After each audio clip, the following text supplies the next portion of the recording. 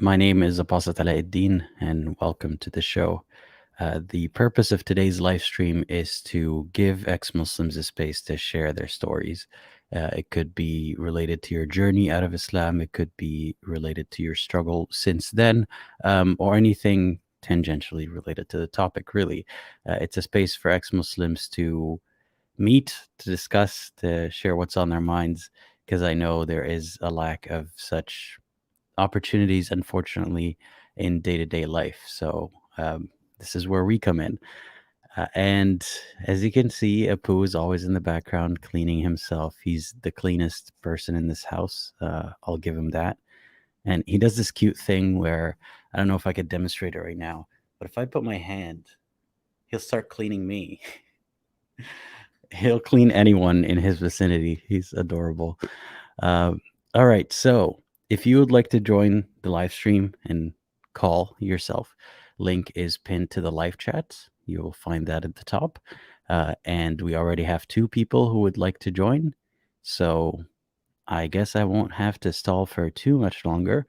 I'll just start with the first caller.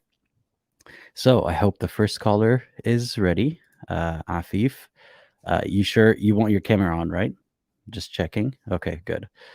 All right. I'm adding Afif to the stream in 3, 2, 1. Hey, how's it? Hello, good morning or good afternoon for you if you're in UK. My How's name is Afif, and I'm a big fan of your channel. I watch a lot of your videos, and I think you're doing a great job. And I like the fact that you always maintain your composure and that you don't talk down to your guests, and the fact that you logically deconstruct their arguments, in a very good manner. Thank you. I'm glad that people who are watching don't feel like I'm belittling anyone. So, yeah. Yeah. And so basically, I'm an ex-Muslim atheist and secular humanist. And I'm a Hafiz of the Quran. And some of the biggest reasons why I left Islam were evolution and sex slavery. So basically, I can talk a little bit about my background. I was born and raised in the United States. My parents are from India and Pakistan. My dad is from Hyderabad, India, and my mom is from Karachi, Pakistan. And I was really religious growing up. I prayed 5 times a day and I fasted 30 days every Ramadan. And I attended Sunday school for 8 years. And I went to private Islamic school for 3 years from 6th to 8th grade. And I did Hifz of the Quran for 2 years full time. And I took several courses at Al Maghrib Institute. I'm not sure if you're familiar with that in the United States, but I took courses under a lot of different shuyukh, Dr. Yasser Qadi, Walid Basyuni, Muhammad Al-Sharif, Abdul Bari Yahya, Muhammad Faqih, Yasser Bijaz. And I took a lot of different courses in Aqidah, which is Islamic theology, fiqh, usul al-fiqh, hadith, akhlaq, etc. And I started doubting Islam when I was in university. And I took a course called History 101. And I was we learn about like all the prophets, Adam, Noah, and Musa, Isa, Muhammad, etc. And I used to believe that was literally true. And I used to think that since every human has a father, and their father has a father, and their father has a father and mother, etc., it would all go back to a single human being named Adam. But in my in the history course, the professor was talking about evolution, and he was talking about like how the fact that humans and chimpanzees have a common ancestor that goes back 6 to 7 million years ago. And that really confused me because I thought we were in a history class, and I used to believe that evolution was just fiction. But then I decided to study evolution, and then I realized that it's a very strongly supported theory. If we look at the fossil record, then the fossils diverge over time, and DNA as you get closer to other living beings in terms of ancestry, your DNA starts matching more and more. Like humans and chimpanzees match by 98% DNA, and humans and bananas, for example, match by 50% DNA. So it seems like all living beings are share a common ancestor. And then once I learned about evolution, then that's when I started having doubts about Islam. And then what happened was in August of 2014, on August 3rd, ISIS took over and they invaded the Sinjar mountain in Iraq. and they took Yazidi women and girls as sex slaves. And growing up, I never ever heard about sex slavery. Like no one taught it to me in any course, and I didn't learn it from Islamic school or anything like that. And I thought it had nothing to do with Islam. But what happened was when I studied Islamic history, when I read the Quran and the Hadith, then I realized that what Prophet Muhammad did to Banu Qurayza 1400 years ago is exactly the same as what ISIS did to Yazidi women and girls. Um, he massacred all the men of the tribe and took the women and girls and distributed them to his male soldiers to rape. Um, and what happened was Dr. Yasser Qadi and Sheikh Hamza Yusuf, they signed a letter, an open letter to Abu Bakr al-Baghdadi, and it was signed by 200 plus Islamic apologists. And they told him that you're spreading lewdness and corruption on the earth, and that by the ijma of the Islamic scholars, sex slavery is no longer allowed in Islam. But so there was a response that was given in Dabiq magazine by ISIS, and they said that the rights that Allah gave us, no human beings can take away from us. So I researched about this in the Quran and the Hadith, and I realized that sex slavery is indeed allowed in Islam, and there's no prohibition for it. Like unlike like khamr, wine, slowly it was eradicated. But the truth about sex slavery is Prophet Muhammad and his companions would go and invade villages, and they would take women and girls and make them into sex slaves and distribute them to their to his soldiers. There's a verse in the Quran, Surah Nisa, verse 24, which says that وَالْمُحْصَنَاتُ مِنَ النِّسَاءِ إِلَّا مَا مَلَكَتْ أَيْمَانُكُمْ, which means that all married women are forbidden for you except those whom your right hands possess. And there's hadith in Sahih Muslim 1456D, which says that Wait, I want to pause for a second, I, and I want to think about this verse because it says المحصنات من النساء إلا ما ملكت أيمانكم. So, like you said, those who are married are off limits for you, except those who your right hands possess. So, does that mean that if you have a slave who is married, she's not off limits for you? exactly, I you mean, just have to that's wait. kind of what Yes, the verse implies, right? exactly. It's very explicit, and it's just you just have to wait for one menstrual cycle before you can rape her. And there's a hadith that explains this further, Sahih Muslim 1456D, which says that during the Battle of Hunain, the Prophet and his companions went to Autas, and they captured a group of women, and they didn't want to have sexual intercourse with them. They were afraid because the women had husbands and their husbands were alive. So they asked Prophet Muhammad, and then he got revelation, Surah Nisa verse 24, which said that it's okay to rape them even if they're married because they're your slave girls. So after I found out about that, I realized that yeah, it's an extremely immoral religion, and it's not something that I could ever support. And then there are other moral issues that I had with Islam, like polygyny, which is like the fact that men can marry up to 4 wives, but women have to be loyal to their husbands. I just see it as like legalized adultery, because if I just imagine myself and the roles are reversed, and if my wife could take 4 husbands, then that's not something I would ever be able to bear. So I think women deserve the same kind of loyalty that men do. And then also the hand chopping for theft. There's a hadith in Al-Bukhari by Prophet Muhammad that said that Allah curses the one who steals an egg or a rope and his hand is cut off. And there's a verse in the Quran that says in Surah Ma'idah, إنما جزاء الذين يحاربون الله ورسوله ويسعون في الأرض فسادا أن يقتلوا أو يصلبوا أو تقطع أيديهم وأرجلهم من خلاف أو ينفوا من الأرض. It means that indeed the reward for those who wage war against Allah and His Messenger and spread corruption on the land is to crucify them, kill them, cut off opposite hands or feet, or exile them from the land. And I used to think that Prophet Muhammad was the kindest and most merciful person in the world, but after reading his biography, Ibn Ishaq, I realized that he's one of the cruelest people that I've ever read about. There was this incident when there was a group of people who came to Medina and they got sick. So Prophet Muhammad told them to drink camel urine and milk. And what they did was they did drink that and they recovered. And then what they did was they killed the shepherd, and they took the camels for themselves. So what Prophet Muhammad and his companions did was they found these people, and then what they did was they cut off all of their limbs, and then he left them to die, and they were thirsty and they were asking for water, but he didn't even give them water. Like, that's the kind of moral level that he was at. And then some of the logical issues. Well, firstly, the fact that when I do dua, like I never get a response back. So that's something that I thought about, is the fact that, what's the actual difference between something that's imaginary and something that has like a basis in reality. Harry Potter and, Dumbledore, Lord Voldemort, Santa Claus, these are all things that are written about in books, and so is Allah. Allah is written about in the Quran, but has no physical manifestation, you know. So that just led me to believe that Allah is just like a made up character.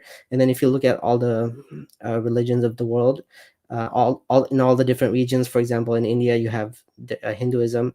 They each have their own religion, and they have their own religious gods. They have their own origin stories, and they have their own, teachings, and the teachings of each religion are incompatible with the teachings of other religions. For example, in Hinduism, you have reincarnation, and in Islam, you have heaven and hell. And I was just thinking about the fact that nobody, like Prophet Muhammad, knew just about as much about afterlife as you and I do. We're just humans like him, and I can just make up my own version of hereafter, and I can say that anyone who doesn't follow me will be burned eternally in hellfire. But if you just say that, it doesn't mean that someone has to believe it, because there's no evidence for it. And there's some factual inaccuracies in the Quran. There's a verse in the Quran which says, Well, I'd like to ask you before we continue, how did you come across these things that you found to be problematic in Islam?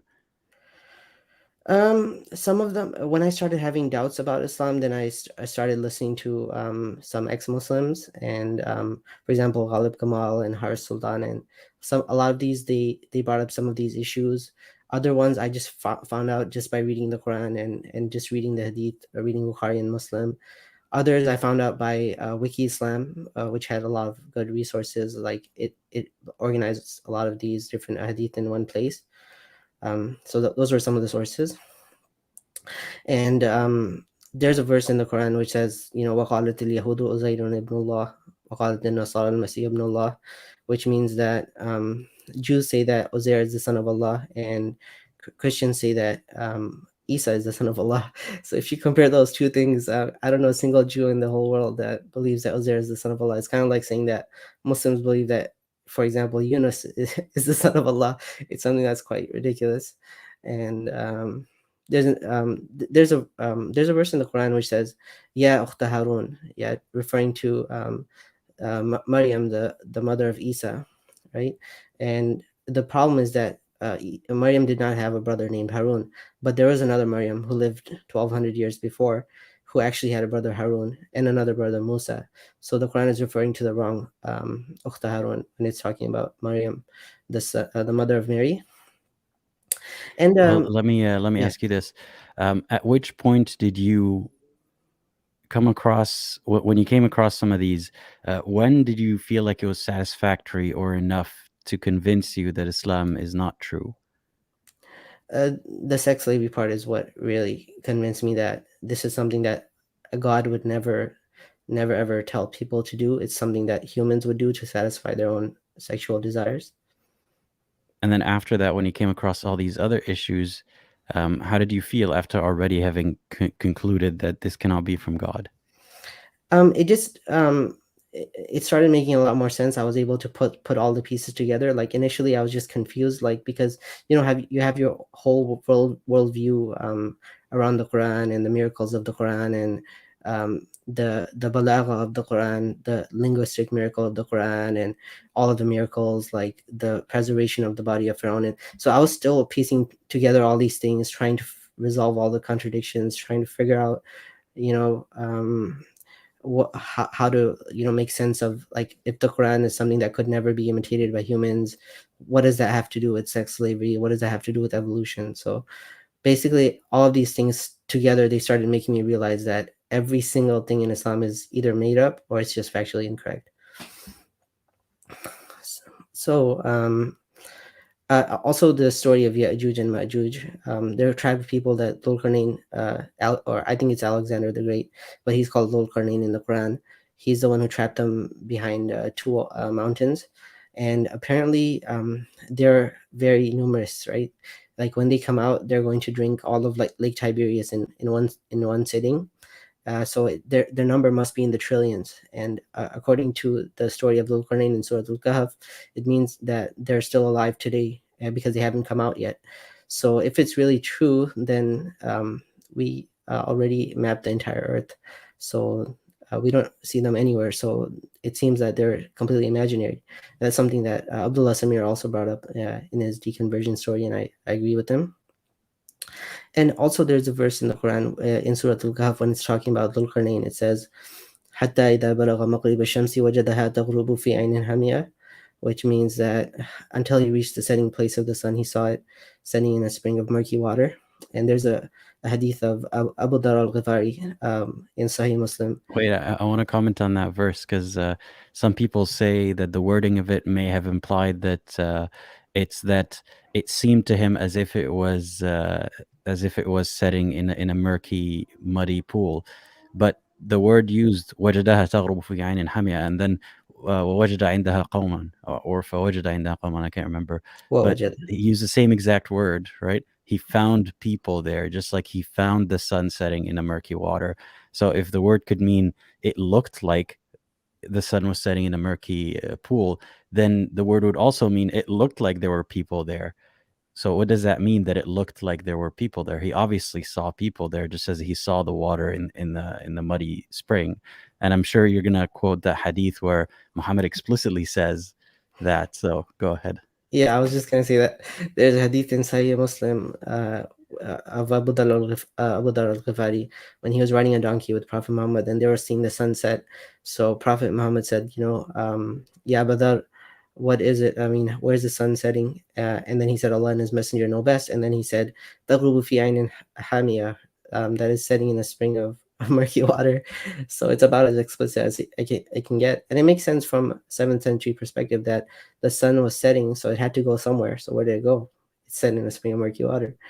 The earth, it says, وَالْأَرْضَ فَرَشْنَاهَا فَنِعْمَ الْمَاهِدُونَ, that the earth was spread out like a bed, and the bed is flat, it's not round. So the cosmology of the Quran, it matches very closely with what was accepted in Arabia in the 7th century.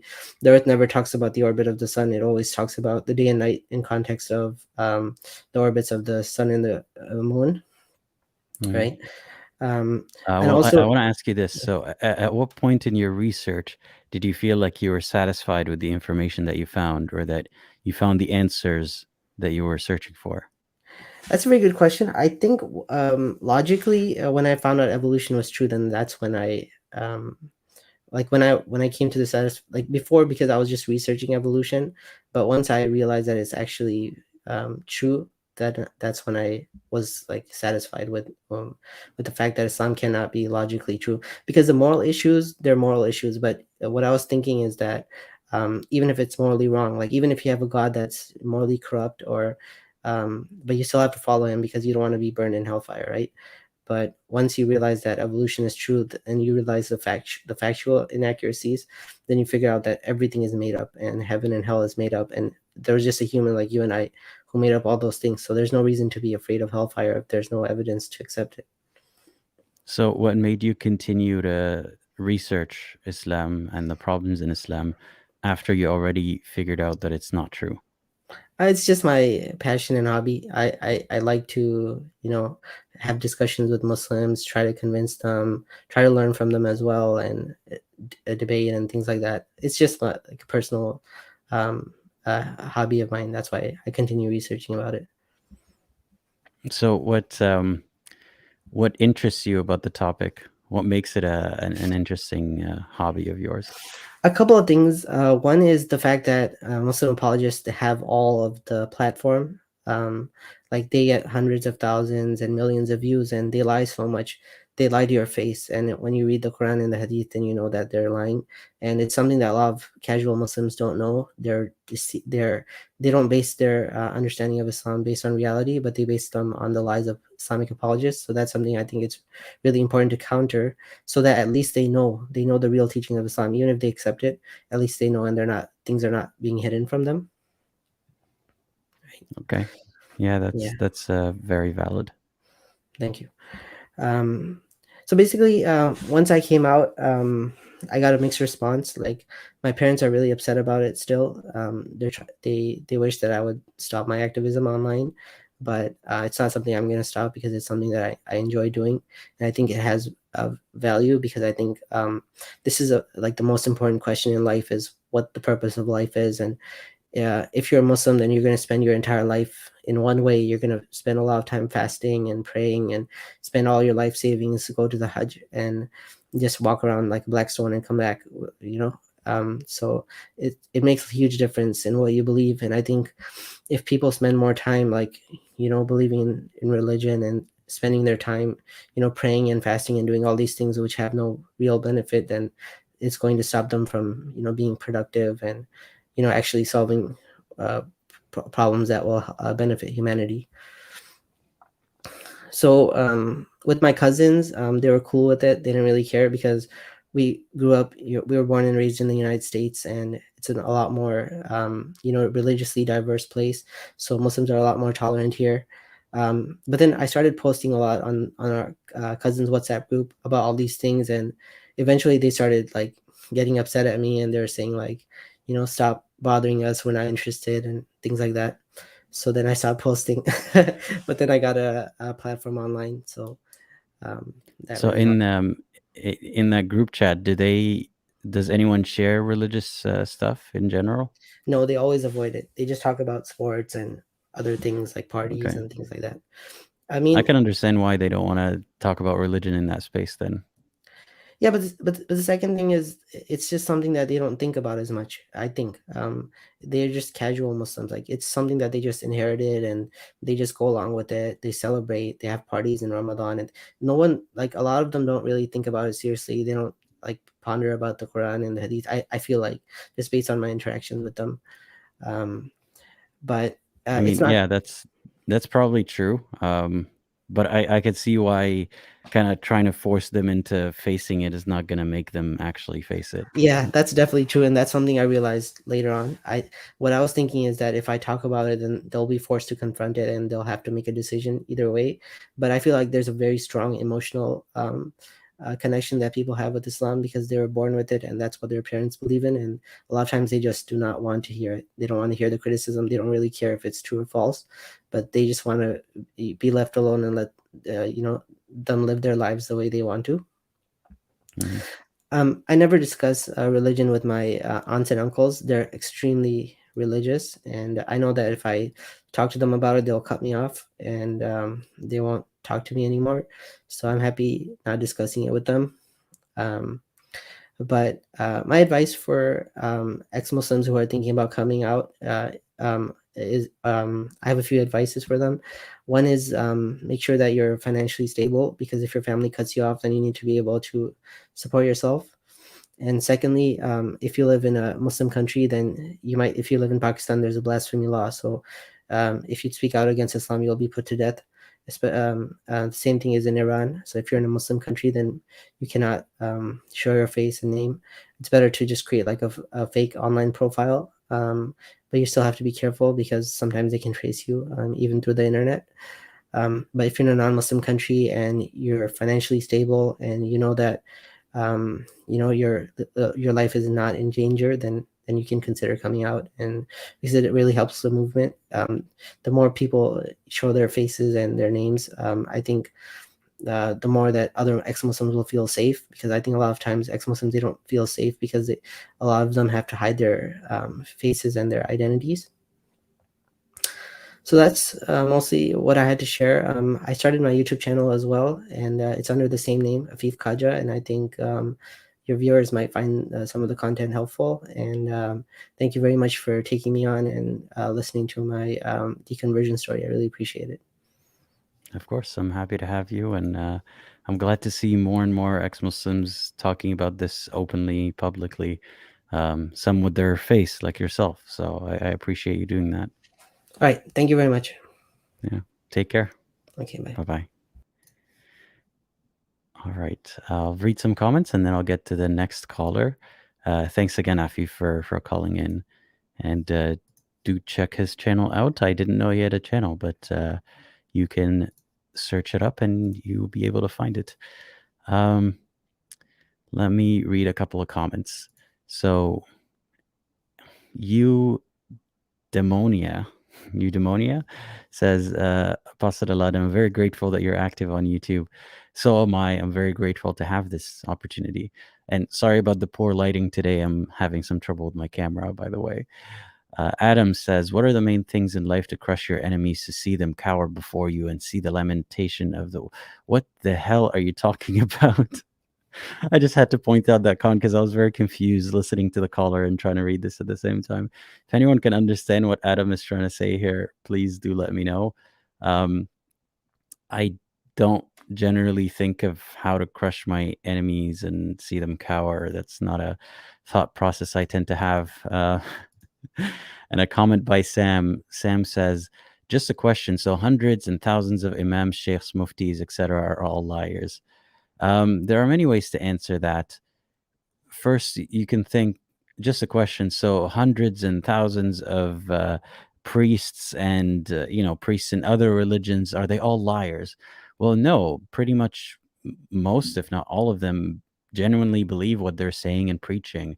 I think that even though some of those people might be tripping on power or lying to you, sometimes they might be lying to convince you of what they think is the truth, but they think the end justifies the means, so they might lie in between. But many of them aren't lying. They actually think that they're telling you the truth. So it's not about painting people who disagree with you as intentional liars and manipulators and so on. Though there are a lot of muftis and imams and da'wah people that are caught in a lie, on a video. I've dissected a lot of their lectures where I know they know better. I know they're lying to you. But the accusation here isn't that everyone who disagrees with you is a liar or that every single imam is a liar. Usually they're telling you what they think is the truth. So, yeah, I hope that answers that question. All right, let's get to the next caller. The next caller is Rude. Rude, I hope you're ready because I'm adding you in. One second. There's a comment that I want to answer first. Will Nelson says the Dawah propagandists used to completely deny the existence of ex-Muslims. The more people come out, they had stopped saying that. I am glad that we're doing that now because there are a lot of alarmists or people in the Dawah sphere who are very alarmed about the wave of ex-Muslims coming out, and they want to do something about it now openly. So I guess that we're succeeding. And one more comment.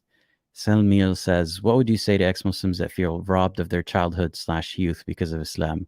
Used to wear the hijab and cover up, not listen to music, enjoy going out and partying, etc. I think there's multiple things I want to answer in this comment. So I wouldn't worry too much. Like there are certain experiences, like partying, for example, or people who think that they missed out on their drinking days or their partying days. You may not be missing out on that much. It's nice to be able to go out and make your own decisions and make your own mistakes and have your own experiences. And yes, there is a huge part of your childhood that you may have missed out on, but it doesn't help to think about all that's past. It helps to think about all that's to come. Think of it more as an opportunity. Like if someone gets out of prison, after 10, 20 years, they usually think about all this new freedom, all this rush of opportunities and rush of things that they can do that they're not able to do before. That's kind of how it was for me. Is I thankfully was not as restricted as some other people. For example, I never had to wear a hijab, so I'm not telling people who had to wear the hijab that it's not that big of a deal and just get over it. Of course, it was a challenging childhood, but try to focus on what's to come. And rather than looking at the glass half empty, all the missed opportunities, think about all the new opportunities that you can have. And that's my best way around that. So next caller is Rude. I hope you're ready. I mean, that's their name. They're not rude as far as I can remember. I'm adding you in 3, 2, 1. Hey, how's it going? Hi, I hope you can hear me well. Yep, I can hear you just fine. Well, I'm glad to be on here. I was actually here a while back um, on this show, but it was a very long time ago. So I hope you don't mind if I'm back again. That's all right. Yeah. Well, I wanted to come on here and talk less about my experience of leaving, and more about my experience as in my newfound beliefs and how it's been a while since I've left, and I think I'll be more. I just want to talk about that now because that bit of my life where I was leaving, deconverting, all that. That's been a while ever since that happened, and I think it's time I spoke about what I'm doing now. Mm-hmm. Right. So, my belief, ow, my belief is now is a nihilist, an agnostic nihilist. Um, I think there is no purpose to us being, which is kind of sad because, well, it's not sad, but what I get a lot, and what I've heard a lot as a Muslim, and this is sometimes true, is that, oh, the atheists, they have nothing to believe for, they're not happy, that kind of thing. I think you've also heard that, and people over here, you're muted. People over here have also heard that a lot. You are muted, by the way. Yeah, you can Yeah. go ahead. Okay. Continue. And it is sometimes true. I do think you made a video about that where you had the video about the existential crisis. Yeah, and it's at the beginning it was really sad because like I had like everything I knew, like it kind of just disappeared and faded away. I'm like, oh, what am I doing here now? It's like, oh, what am I doing here now? It's kind of useless to be here, and especially because it's sad and I can't tell anyone about this. And at the time, there was nothing really much. It was before COVID, so there wasn't really much like ex-Muslims on the internet, which there wasn't. I had the impression that I was alone. So that was a very depressing time. But and again, like I said, I felt like I had nothing to live for, and it wasn't considering suicide, but most definitely it was very hard to figure out my way through that. And I ended up, working towards. I just figured out something like what I kind of made of it is, well, I'm here anyways. And it doesn't really help to think about why. I'm not gonna get an answer for that anyways. I can spend all the time in the world, especially because it was COVID when I left. It was like, oh, I'm not gonna really help thinking about why, and I'm not gonna come to an answer. I have school, and I'm kind of gonna fail school if I don't focus on that. So I just spend most of my time focused on that, and I just live for being alive. I don't know if I can say I'm thankful for being alive. Sometimes there are hardships which make it really. I don't want to say like, because definitely for me, I'm in a privileged position in life. Like I have it better than a lot of people, so I can't really be complaining. But at the same time, it's not always like, oh, sunshine and rainbows, and I'm always happy. And sadness is a human emotion, so I guess that is okay. But there's not always a clear cut like purpose, or sometimes I'm lost and I'm just like, well, what do I do now? And I always remember just to live for being alive and just to try to do what I like, even though it's not always possible, but do what I like, work hard. And the work hard part was really helpful because that's really what gave me a purpose. Like another thing I've heard as a Muslim is like the atheists, oh, they're so sad and they have no purpose in life and they just go out and do drugs and drink and party. And I think you've heard that too. So that was very fun to hear. And what really helped me with that is that purpose does not lie. It doesn't really exist to me. But to find purpose, quote unquote, is to work hard and do what you like. And maybe there's not one specific thing you like.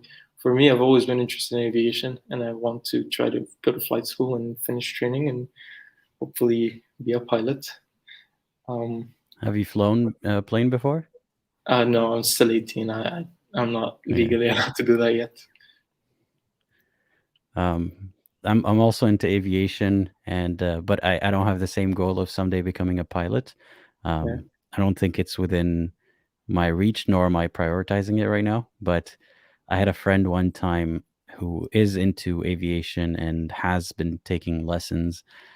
Surprised me by telling me that I just need to drive him somewhere, and I drove him, and turns out it was to a small airport, and that was the first surprise. He told me, well, he's having a flying lesson, and that's why he asked me to drive him there.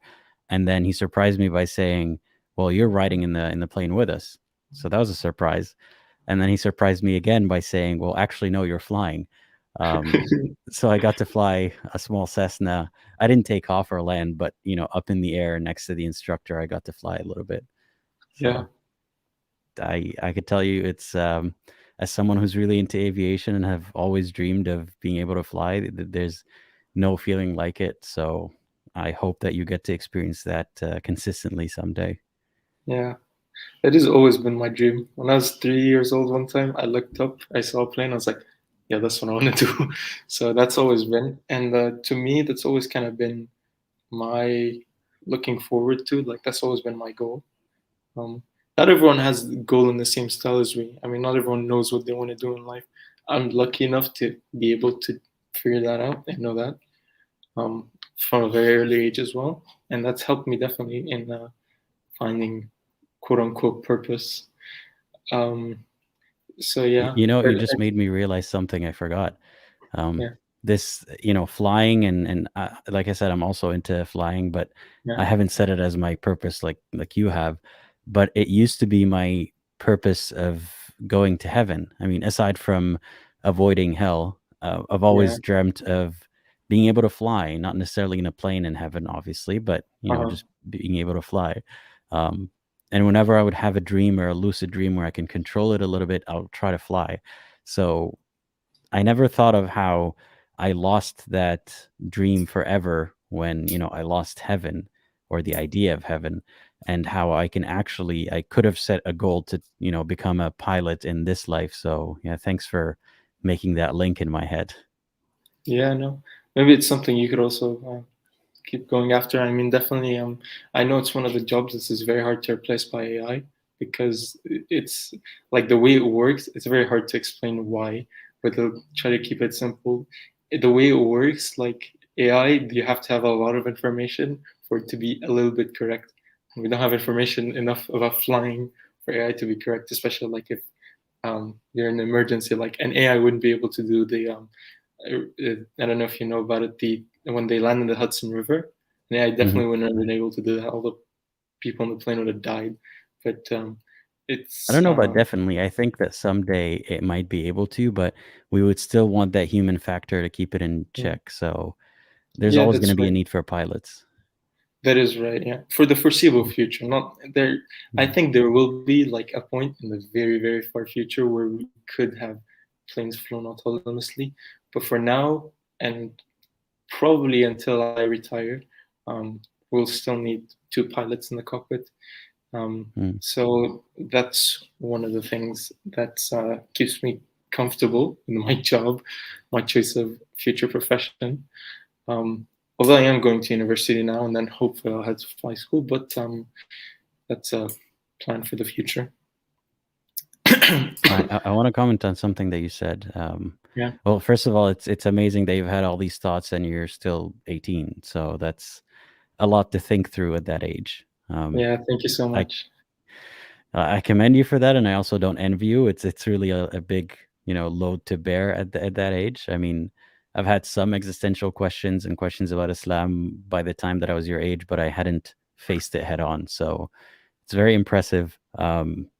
And you had mentioned that you feel a bit privileged, so you don't know if you can complain or if you're allowed to complain about some things. But even if you are privileged in many ways compared to some other people and some of the callers that we get here, it doesn't mean that you don't struggle or suffer or feel pain or feel, Yeah, loneliness or any of those things. So it's okay to feel that way.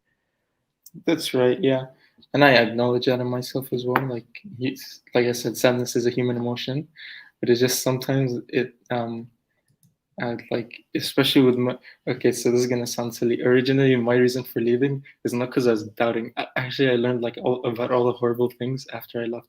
My initial reason was because I thought, like, in the Quran, other like kafirs got to do the fun things, and me, like, what do I have to pray 5 times a day and not listen to music and all that? But that's such bullshit. So I was like, whatever, khalas, I'll just not believe. And then I found out that, oh, Really? actually, this is not the truth. Okay. So what did you think was going to happen? So say you get to do all the fun things like the Yeah, kuffar, and then you're okay with going to hell for that? pretty much. And I was like 15 at the time, so I wasn't thinking straight. And it was Yeah. during COVID as well, so I was definitely not thinking any bit of straight. But it's like, khalas, whatever. Like, if I just want to have some fun around here, like, and yeah. So that was, and then after that, like, I started learning. I was like, oh, okay. So I was lied to the whole time, and that's kind of why I say when I'm privileged, it's like I didn't have the whole thing about existential crisis. I was like, I knew I was gonna go to hell. So it's like, by that point, I didn't pray. I didn't really take any part of Islam seriously, even though I was supposed to, and for my parents, I didn't really pray or anything like that. So I was like, I knew it was in hell, despite them telling me that I I like Allah is so forgiving. Another thing I never understood, but yeah. Um, and I was like, if I'm gonna go to hell, I'm gonna go to hell. It's whatever. And then I realized that, oh, this is all a lie. Okay. But by that point, I've already been out, so it wasn't really too damaging to me. The whole damaging part came, like I said, with trying to find a new reason to live, and that's why I'm hoping that this at least will help someone, or yeah. Yeah. I'm surprised. I haven't met a lot of people who have just accepted that they're going to hell and said, well, I'm just gonna continue living like a kafir. But then again, you said you were 15, you weren't really thinking too much about it. No. And again, I was Yeah. like, again, I was just like, I'm going to hell. I might as well show up there a legend. So I I don't know. It was so weird to think about it now, but back then it was the only logical thing I could think to do. And now I guess it worked out okay. And I'm hoping that everyone, who has similar, even if they're leaving Islam through the way you always hear about it, which is you had the like the change in life and that change in views and the change in how do you say, you had like your whole life falls apart, that kind of thing. I'm hoping that can everyone can make it through that. And I understand people who do that, have that, and I haven't met someone in real life who does have that, but still I hope everyone can make it through. Thank you. I hope so too for everyone. Yeah. Right. Well, is there in terms of family and all that, they don't know. I don't know why I thought of that, but they don't know. I don't really tell them, but it's not because like, okay, obviously I'm scared they're gonna kick me out of the house. But more than that, it's just like in the nicest way possible. None of their business. It's kind of a personal thing for me. So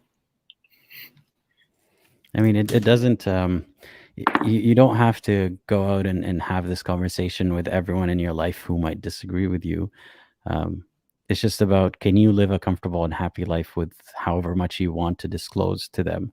That's what matters. So if you're able to live a happy and comfortable life without having to have that conversation with them, it's up to you that you don't want to, or it's not the right time to have it.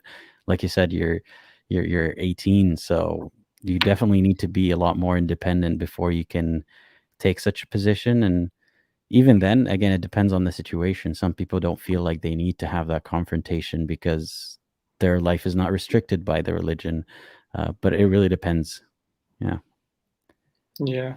So one thing maybe this is a personal to you. It's a question to you personally. You never talk about like, and you post about this in your community. You never really talk about like your personal life. You talk about more Islam or such broad topics in general. And just like, is it more like, why is that you'd never really bring up your experiences? So it depends. So in the beginning, it was multiple stages of this. In the beginning, when I started making videos, I didn't start by making it about me, and this is what got me out of Islam. And because the point of the channel wasn't to draw attention to myself as the guy, behind the mask. It was just, I'm using this mask and this persona to talk about the topic that interests me and to hopefully do some good work. So I didn't want it to be too much focused on me.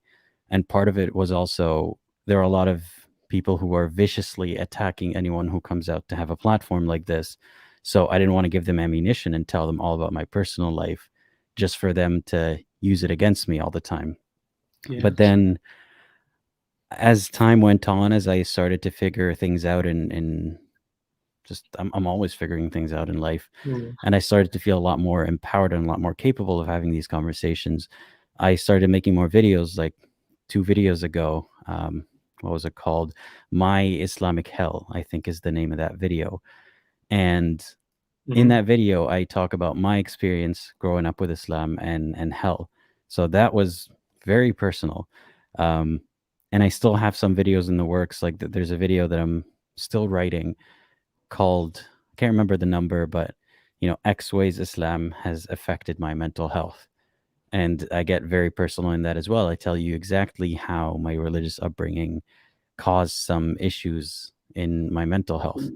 That was your last video, no? No, the last one was about ways to get over hell. And okay.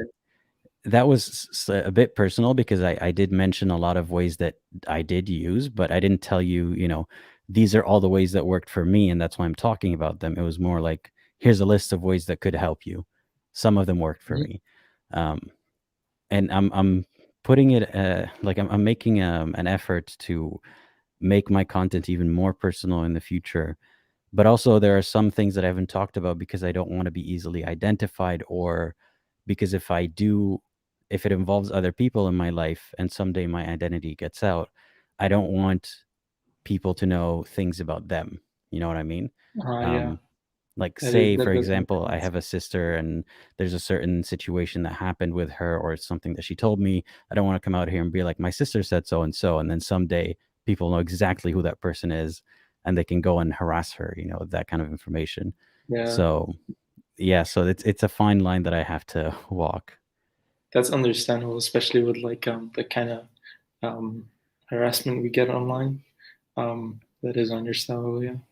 But I appreciate what you said about not making it personal, which it definitely it definitely has helped in my eyes, because I've been following you since like your TikTok days. If you wanna, like, before this YouTube existed, I saw your content first, and yeah, definitely I appreciate why you would want to do that. So yeah, really well done with this, and Thank you. keep going, bro. You're doing well. Thanks a lot. I appreciate the encouragement, and I Right, hope well, that if you've had such a head start at your age, that things are going to be smooth sailing for you from now on. yeah, and I hope I'll be able to help others as well. Yeah, that's definitely something that's always on my mind, Yeah, and I really do hope so. But yeah, thank you so much for having me, and of course. have fun the rest of the day. Thanks. Same to you. Talk Bye to you later. bye. Bye-bye. All right. I'll read some comments. Thanks again to the caller. I'll read some comments and I'll share something a bit personal, and then I'll get to the next caller. So I've seen some comments talking about the workouts and stuff and the gym, and I always love seeing people have these side conversations. It doesn't bother me as long as it's not rude to the caller or anyone else. I'm very happy to see it. What else? Yeah, so thanks a lot for the super chat, Secular Sekai. They say, what are some ways ex-Muslim Arabs and ex-Muslim Persians help stop animosity and discrimination on both sides between Arabs and Persians in general? Could secularism make relations better? I don't know how much I'm qualified really to weigh in on this, because I only know a few Persians and they're secular and we never had any animosity, be it racial or religious. So I don't really know. I'm not even very aware of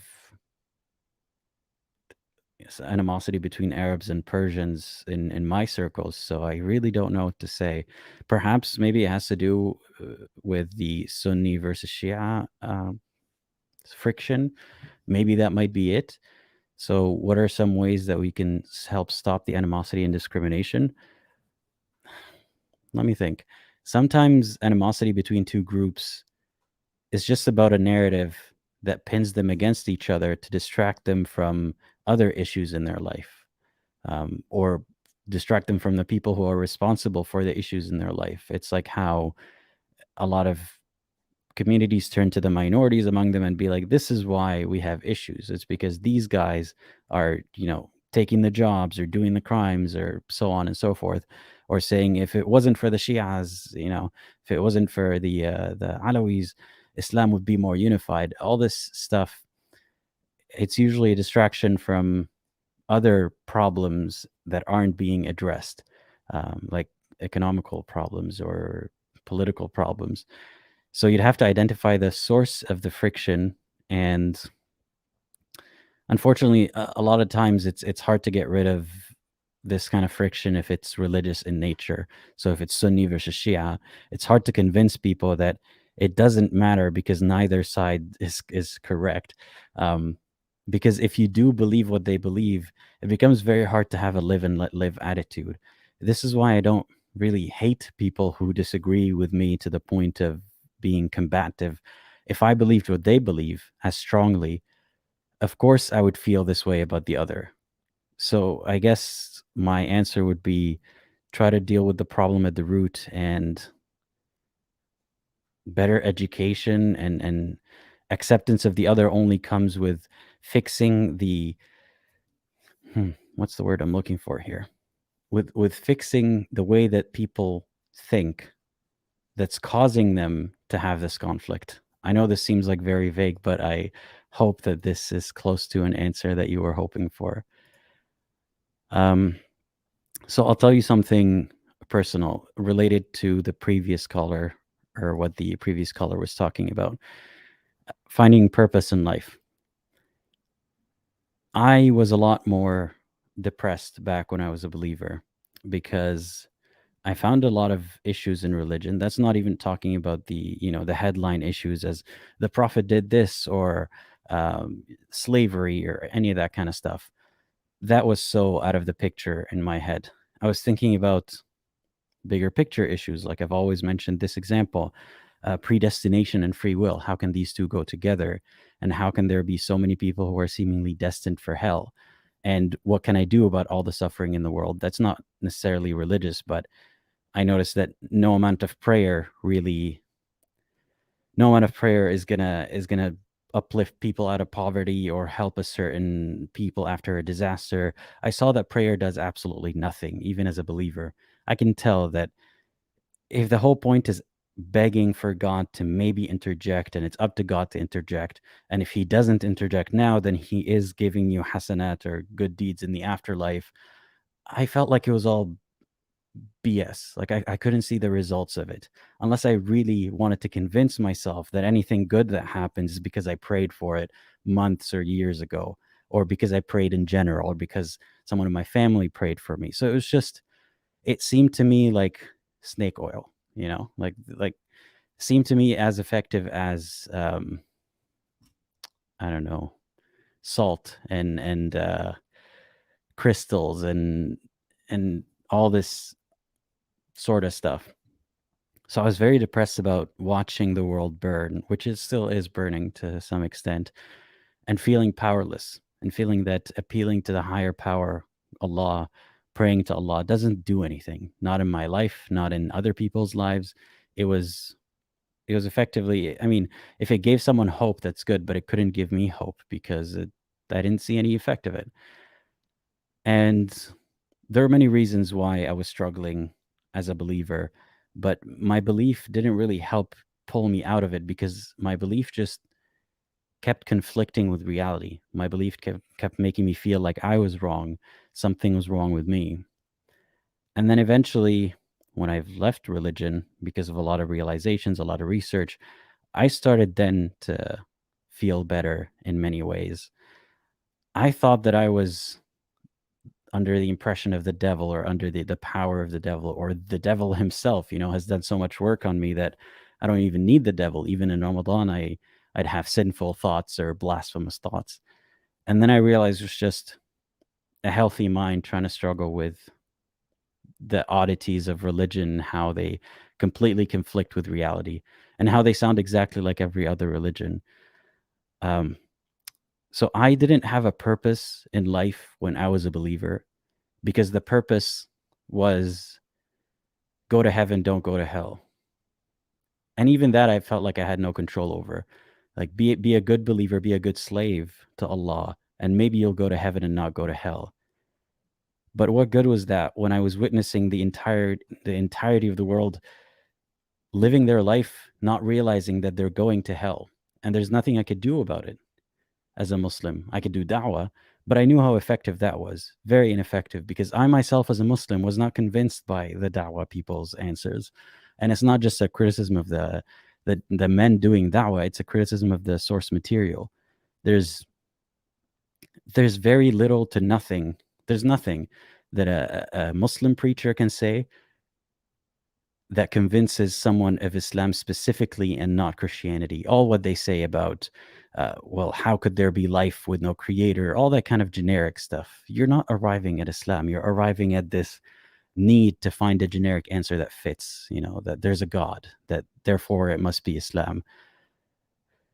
Long story short, I had no purpose in life as a believer except to not go to hell. And then when I left Islam, I kept thinking, well, what is my purpose in life now? And now that's how it ties to the previous caller. Just something I want to say here now that doesn't disprove Islam. No, Islam, something that I always say is Islam has never been proven to begin with. So me having conflict with the religion and reality, or me not feeling like I have a purpose in life while being a believer, it doesn't disprove Islam because it's never been proven to begin with. So at no point was I saying, I am making a case against Islam by telling you about my life. And that's another reason why I didn't make this channel about me personally. Because when I talk about issues in Islam, it's not me saying, I have a problem with this, therefore Islam is false. Anyway, going back to it, I had no purpose leaving, after leaving religion, I still had no purpose. I still didn't know why to live. So if my only purpose in life was to not go to hell and maybe go to heaven, then what's my new purpose now? And I did talk about this before, that I had an existential crisis, and to some extent, sometimes I still do think about, why do I exist and what am I doing with my life? And I found a huge amount of purpose in helping others. So even before this channel, I've always felt a sense of accomplishment and happiness. I prophesize that my cat is about to jump on my shoulder. There we go. Hey, buddy. How am I so good at prophesizing these things? I must have a superpower. What was I saying? Yeah, purpose. I discovered that I found meaning in life,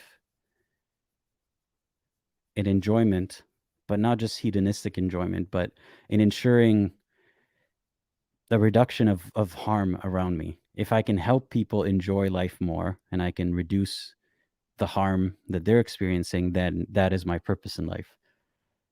And that's part of why I have this channel going now. And that's part of why I quit my career job to do this. I couldn't do both.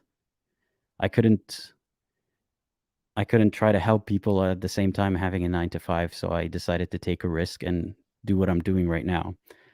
Um, Unfortunately, it's hard to even talk about this because a lot of critics would say, well, you left to make money from talking about Islam, when in reality, it doesn't pay as much as people think it pays. I was making 5 times more in my full-time job. Like this is a struggle to be able to do this. But I found that the fulfillment from helping people outweighs the money, and it's why I do this right now. It's not for the money. Like if I mention Patreon at the end of my videos, if I thank people for donating, people think that I'm reaching out and asking for money. That's not how it's working. Um, this kind of support helps me continue to work on my purpose, which is helping people. Um, I'm sorry that the world works in a way that we can't live without paying bills, but it is what it is. So I found that my purpose, and this is flexible, right? But my purpose for the time being is living to help people. And that is my purpose in life. I've been asked that question many times on live streams. For the time being, that is my purpose in life. And once I feel like I've done good enough of a job, maybe I'll find another way to help people, or maybe I'll find a different purpose in life. But you don't have to do something grand to have a purpose in life. It could be as simple as having a good life. That's your purpose. You're already here. You can't take that back. And life can be a gift. It's a gift. Just saying that it's a gift feels like it's pretentious because some people's lives are much harder than others, but it really can be a gift. So that's your purpose, is try to make sure that it is a gift for you and for whoever you can help. Yeah, that's all I wanted to say, I guess.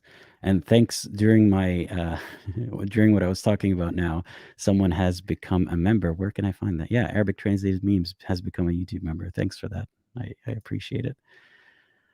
Let me read some comments. It is what it is, yeah. Nutty Loose says, would you consider something like donate streams periodically, like fundraisers?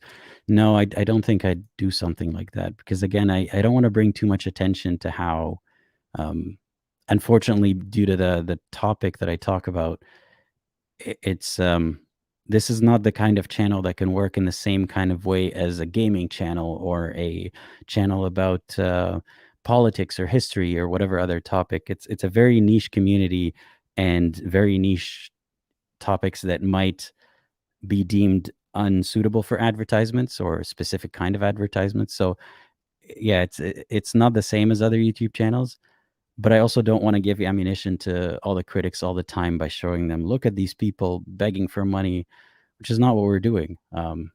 It's not too much to ask for that if people support a cause, that they sometimes donate to it. And I think I do that infrequently enough that people do help, and I really appreciate that. Someone has gifted 20 new memberships. Thank you so much for that. Why can't I find their name? I lost it, but thank you so much, whoever gifted everyone a membership.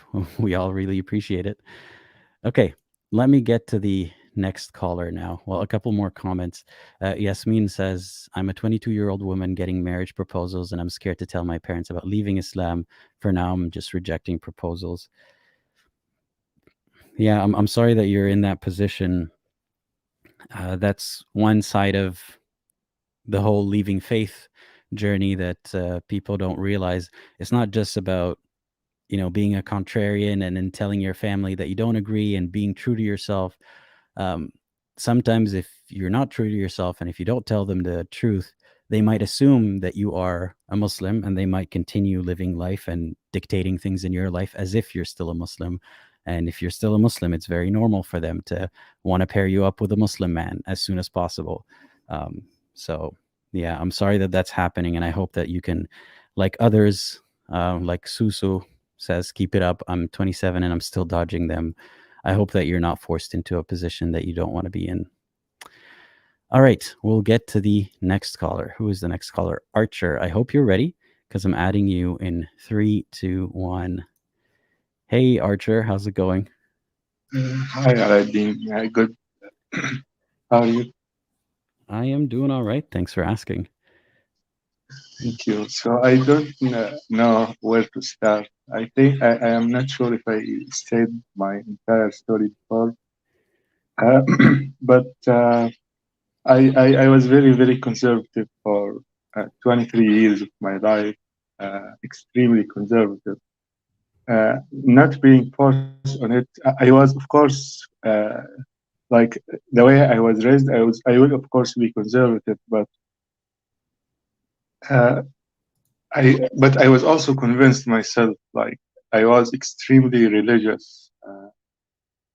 Like I used to, after prayer, I used to go to my friend room after Fajr prayer. I used to go to my friend rooms and read Riyadh al-Salihin with them, Sirat history of the Prophet.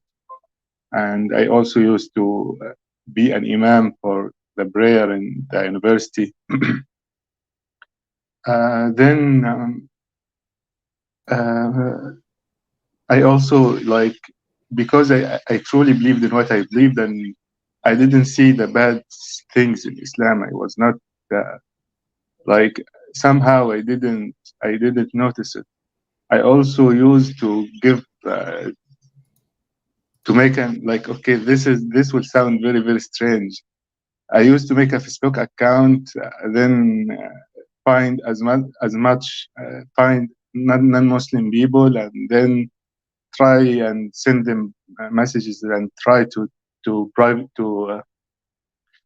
try to send try to send them the Islamic messages, and then the Facebook will block me because I send a lot of messages to people that I don't know. Then I will make another account.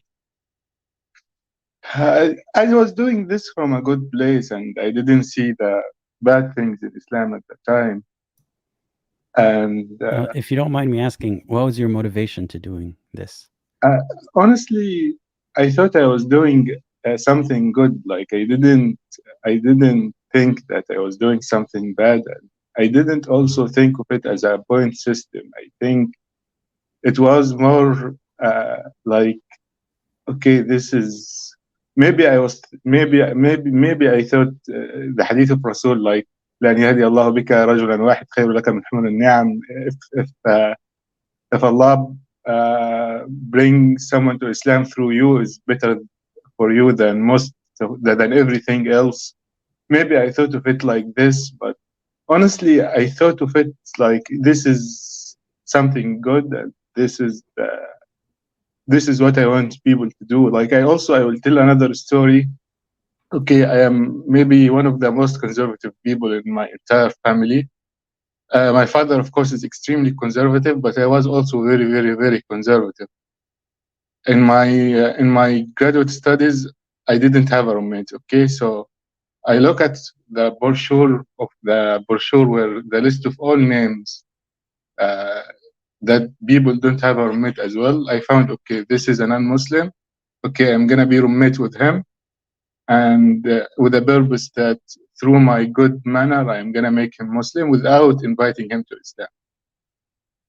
Okay, you would think that this is extremely conservative of me to just choose a roommate based on being a non-Muslim, and I want to convince him with Islam. But when I told my extended family, they are not as conservative as me, my extended family. But what they said, okay, how are you gonna eat with him from the same bowl? How are you gonna, like? You shouldn't do that, because you shouldn't eat with him from the same bowl. You shouldn't do that and this with him. Like, I was more conservative than them, but at the same time, I was more tolerant to non-Muslim as well. Feel free to ask me Yeah, anything. I was gonna say, at least you're trying to like, you want to bring that person to Islam to save them, from being a kafir, and you Yeah. want to interact with them more than other people who would just say, no, that's a kafir, you should never, stay away from them. Yes, yes. And then uh, I had a Mu'tazili friend.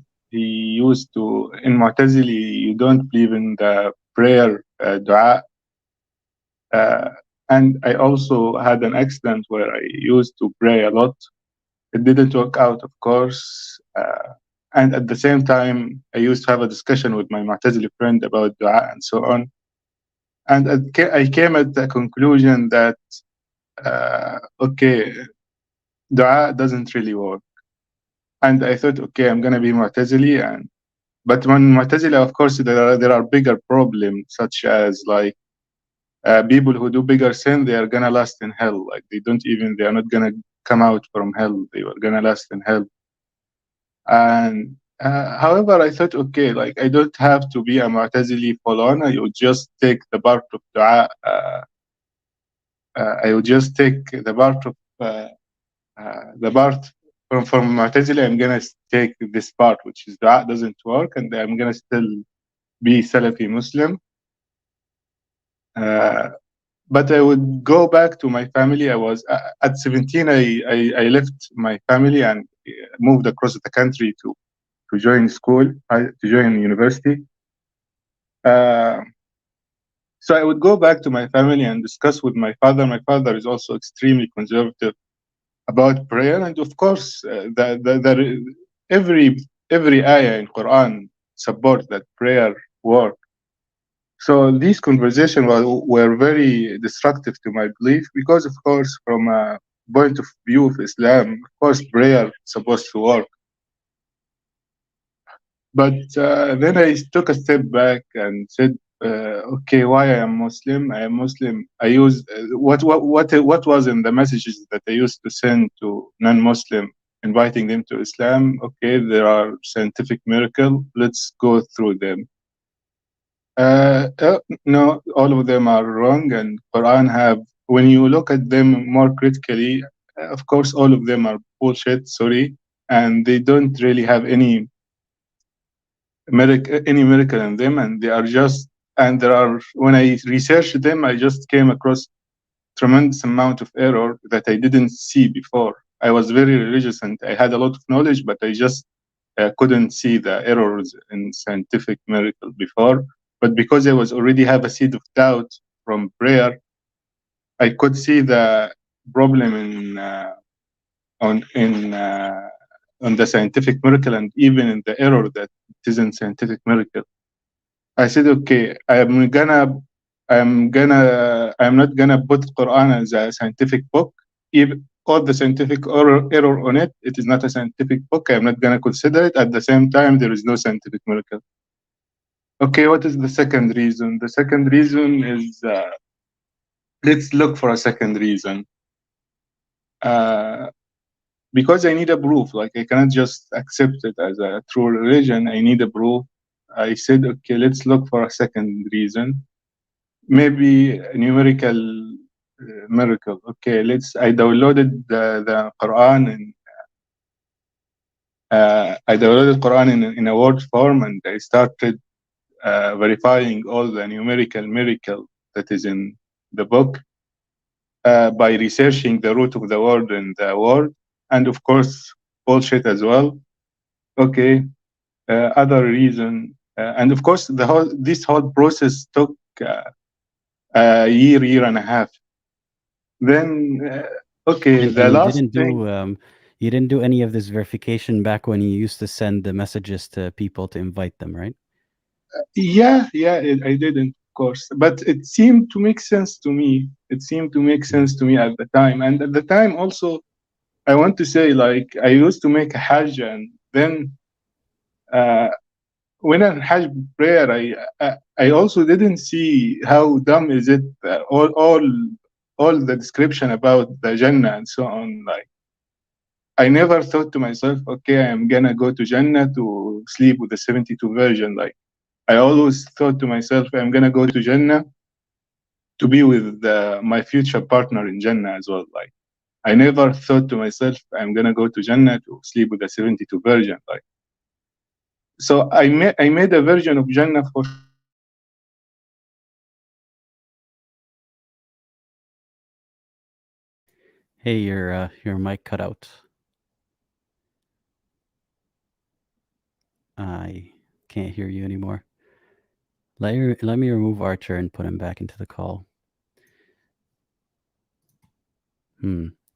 Still can't hear you, Archer. In the meantime, I'll read some super chats while Archer gets back and some live chats.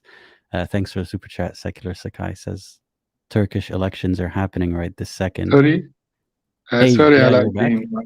yeah, my Okay, internet. no problem. I but can hear you fine. yeah, so Go ahead. even when I was very, very conservative, Muhammad could not give me a description of Jannah that I wanted. Like you said, you wanted to fly in Jannah. I wanted to be with my wife in Jannah. Like I am not married, of course, but I wanted to be with my future wife in Jannah. I never thought about 72 version. Like I don't know what Muhammad was thinking, honestly. But then I mean, I've heard that the 72 number is from a da'if hadith or something. And I think a lot of yeah, but apologists, they would hear you say 72, they'd be like, that's a da'if I, hadith. But we're I talking was about the just concept itself, right? yeah, I was just talking about the Kansu Baka'i, but Raba, Yeah. Wakas, and like it Yeah. is the Quran is full of description of how breasts look like, and like it is full of it. Like, no one can really confuse just that. Like it's full of how the description of woman in Jannah, it is full of it, and the description of not a woman. I wish it was a woman. Like the description of Hur al-Ain. And anyway, then I said, okay, the last thing is كلام القرآن هو الكلام المعجز يعني. Last thing is okay, no one can come up with the Quran like this because it is like the language of Quran is the best. And this is I really suffered with this because it is not something that you can disprove or prove. Because okay, the Quran is al-Mu'jiz, Quran is a miracle by itself because of the linguistic miracle of it. Like, and this is I really suffered with it for a long time. Then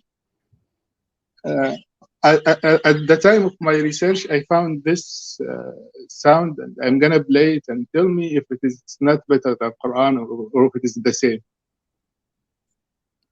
Okay.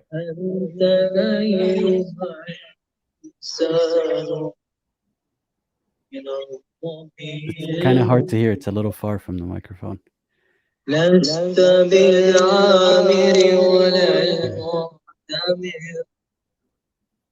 ولا في الصالحات بالمؤتمر أحسبت الخير ليس بمثمر. This is I can hardly hear the words. Sorry? I can hardly hear the words حسبت بخير ليس بمسلم or something. حسبت الخير ليس بمثمر.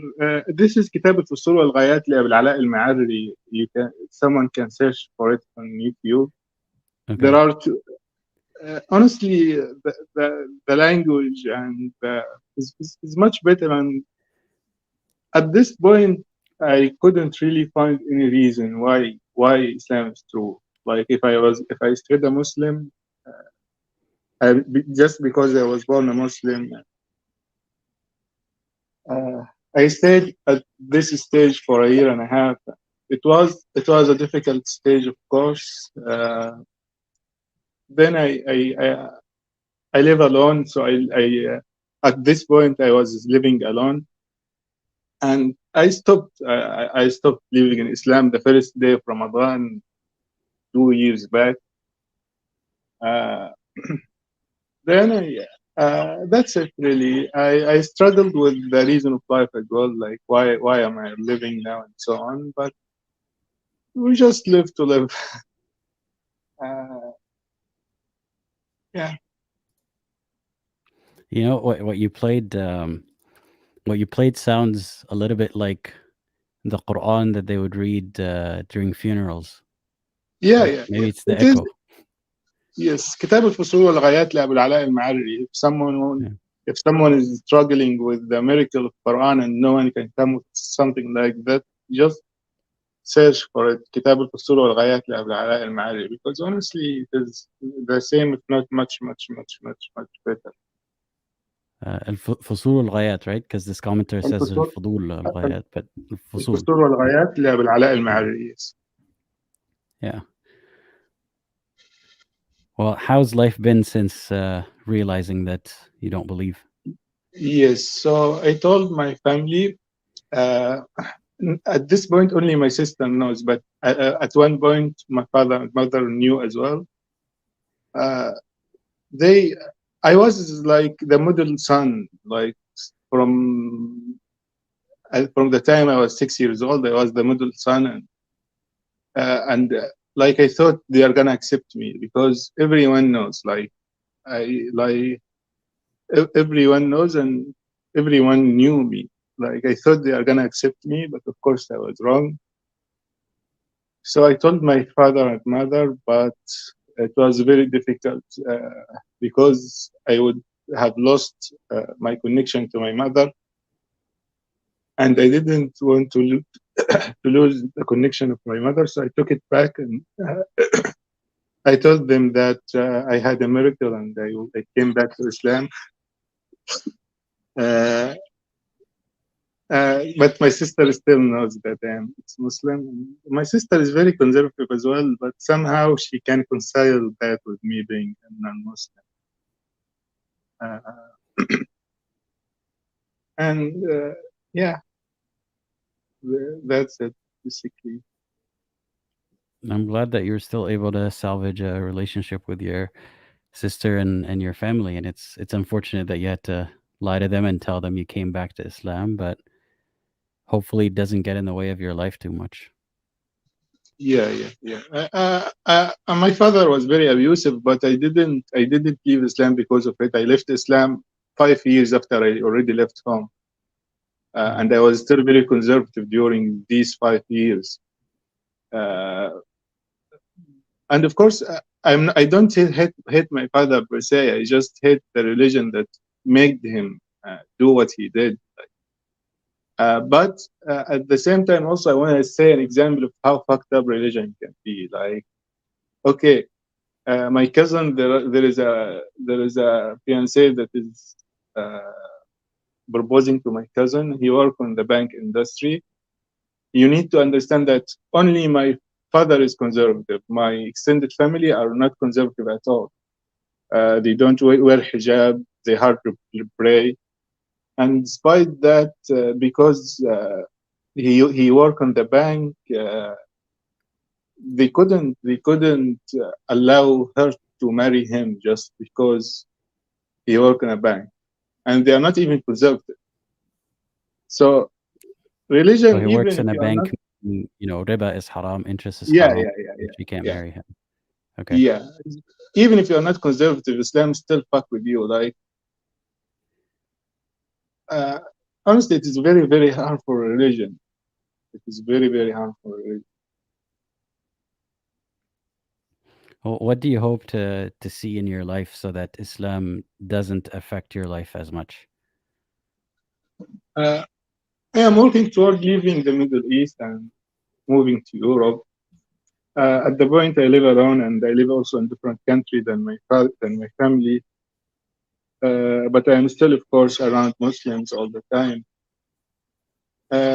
When I move to Europe, I am gonna find myself like a non-Muslim partner, and I will just tell my family like I am sure now that uh, I am sure now that uh, I cannot have a relationship with my mother if I told my father that I'm non-Muslim, because I'm sure he's gonna force her to cut me off. Like, so I wanna keep the relationship with my mother, so I will just keep telling them that I'm a Muslim by faith, but I do everything I want. And when someone try to convince me to tell me this is haram or what so on, I just tell them that Allah Ghafur Rahim and move on. Mhm. So at the point when I want to move to Europe and then find myself a Muslim partner, and my father, of course, will gonna resist, but I don't really care. I will just tell him Allah Ghafur Rahim and move on. Yeah, and that's it. Really, I don't. I don't really care much about that.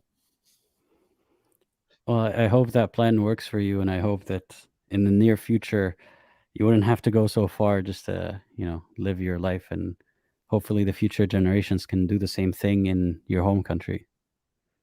It is strange because I have one friend and he doesn't pray. I never did what he did.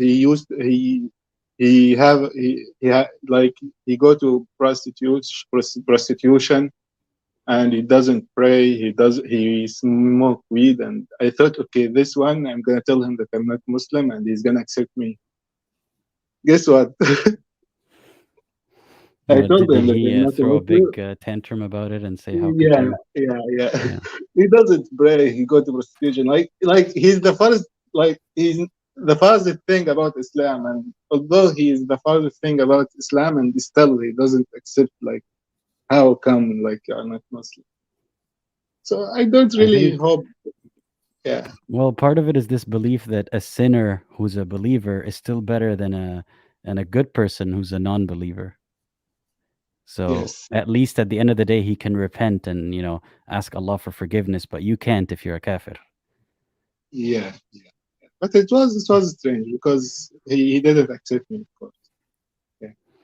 Well, I'm kind of glad he didn't, because I don't know. He sounds like he might not be the best company. So Yeah. yeah, Yeah. yeah. And Well, thank you, I'm Alhaji. glad that you've resolved a lot of things throughout your journey, and I hope that your plan works out for you, and I hope that whether it's this plan or something else, that you find your peace and a partner who accepts you and don't have to pretend to be a believer with as many people in your life. I hope. Yes. Yes. Yeah. Thank you, Alhaji. Yeah, of course, and I hope you have a great rest of your day, Archer. Thank you. Bye bye. Right. Thanks again to the caller. We still have a bunch of other callers. We've got 4 left. So let me read some super chats first and some other chats. Thanks again, Secular Sakai. So Turkish elections are happening this second. Forgive me for this, but I have not been keeping up with politics anywhere except places where I can vote. So for me, I'm very out of touch with what's happening in Turkey right now. So feel free to tell us more in the live chat. Herman says, this is about what the previous caller was talking about. The latent and obvious hate towards non-believers is so painfully obvious in the Quran and Islam in general. Thankfully, not all Muslims carry that sentiment with them, at least not openly. A lot of Muslims are very friendly, and they actually, like the previous caller, they think that if they behave very well and if they show you how inviting and nice they are, you might want to join Islam just because of seeing how nice Muslims are. That's a very common mentality in the Muslim world. And I think it's just it's a bit toxic, right? Because you should want to be nice and welcoming and have hospitality just because it's a good thing to do and the other person's going to enjoy it, and maybe even for a selfish reason, like someday if I ever go to that other person's community, they might be more likely to do the same, for me or someone like me. But to do it with the motivation that hopefully that'll show them that Islam is good and joining Islam is a good thing, I think that's a little bit toxic. But hey, as long as at the end of the day they're nice, that kind of matters, counts for a lot. But there is a huge idea or sentiment that at the end of the day, a believer is kind of better than a non-believer when it comes to marriage, when it comes to partnerships, when it comes to a lot of things, when it comes to, the eyes of Allah. In the eyes of Allah, at the end of the day, you can be a sinner, but a believer. At least you have a chance at repentance. If you're a non-believer, you're doomed. So it manifests in different ways. And if you look at the Quran, to bring it back to this comment, there are a lot of verses where the author, or Allah supposedly, goes from talking about bad people to disbelievers, like it's synonymous. I've mentioned this before. أَرَأَيْتَ الَّذِي يُكَذِّبُ بِالدِّينِ فَذَلِكَ الَّذِي يَدُعُ الْيَتِيمَ. Have you seen he who disbelieves in religion, or disproves religion, or yukadhib, like says that religion is a lie? He is the one who is bad to orphans. What does not believing have to do with orphans? There's a lot of vilification of disbelievers. In a video that I'm working on right now, that hopefully will be out next week, about the story of Prophet Moses, I'm not going to give away too many spoilers, but in part of that story, someone is killed because they're going to be a disbeliever and a bad person. Like these things are always linked together in the Quran. You can't deny that obvious link there. Free peace love, thanks for the super chat. They say the amount of mental gymnastics and cognitive dissonance I had to have in order to stay in Islam wasn't worth it. I couldn't believe in Islam in hell or Islamic heaven. I'm glad that you got out of that belief. And Bashir says your live stream versus my time zone. I try to do live streams at different times so that, you know, it lands on a bunch of different time zones. So I'm glad that you're able to attend it. And thanks for that super chat. And last comment I want to read before getting to the next caller. Well, a few actually. Theist says only 90, as in only 90 viewers. Well, 100 now. Sometimes I think about that. Well, to answer you defensively, no, it's not just 100 people who are watching me. You know, when the stream is over, more people watch afterwards. But also, yeah, so what if it's just 100 people or only 90? That's a lot of people, you know, compared to 30 years ago. I could have been talking like this at the corner of, you know, wherever I live, and no one would be listening, or I'd be threatened for it, you know, or I wouldn't have 100 people listening to me. So I'm very happy with the number that I'm getting right now. That's still a lot of people. And this has helped me a lot in speech giving and public, I don't know, talking.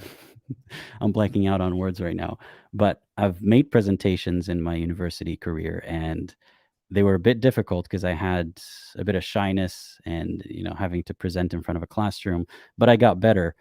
But by far the most progress I've made, I think, was having 100 people plus watching me at the same time, uh, fumble, forget words, all that kind of stuff, and still continue when, you know, life doesn't end. So this 90 people that you scoff at, that's a lot of people still. Yeah, imagine 100 people in your room. Yeah, sounds like my Friday night. Okay, let me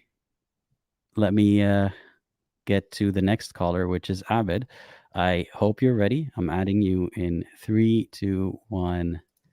Hey, Abed, how's it going? Oh, hello. Can you hear me? Yes, Oh, I can hear you. okay. I don't know. I'm a little nervous. It's the first time I actually call into any show ever, and I don't know. I was just on YouTube, and your live just was on my, my front page, and I was like, damn, okay, let's do it. So I wrote some notes, I guess, but like, yeah, I'm a little bit not nervous per se, but like a little. Okay, come on. I'm No actually, worries. I actually live in Turkey, so like, if you want to know about what's going on, it's pretty tense today. As a foreigner, I have to like stay home and just lay low. It's kind of an important election, but I don't know if you want to talk, if you want to ask anything about that, or Well, I might ask you about that in the end, but I'll let you yeah, first, you know, share what you came yeah, here to yeah, share. on topic.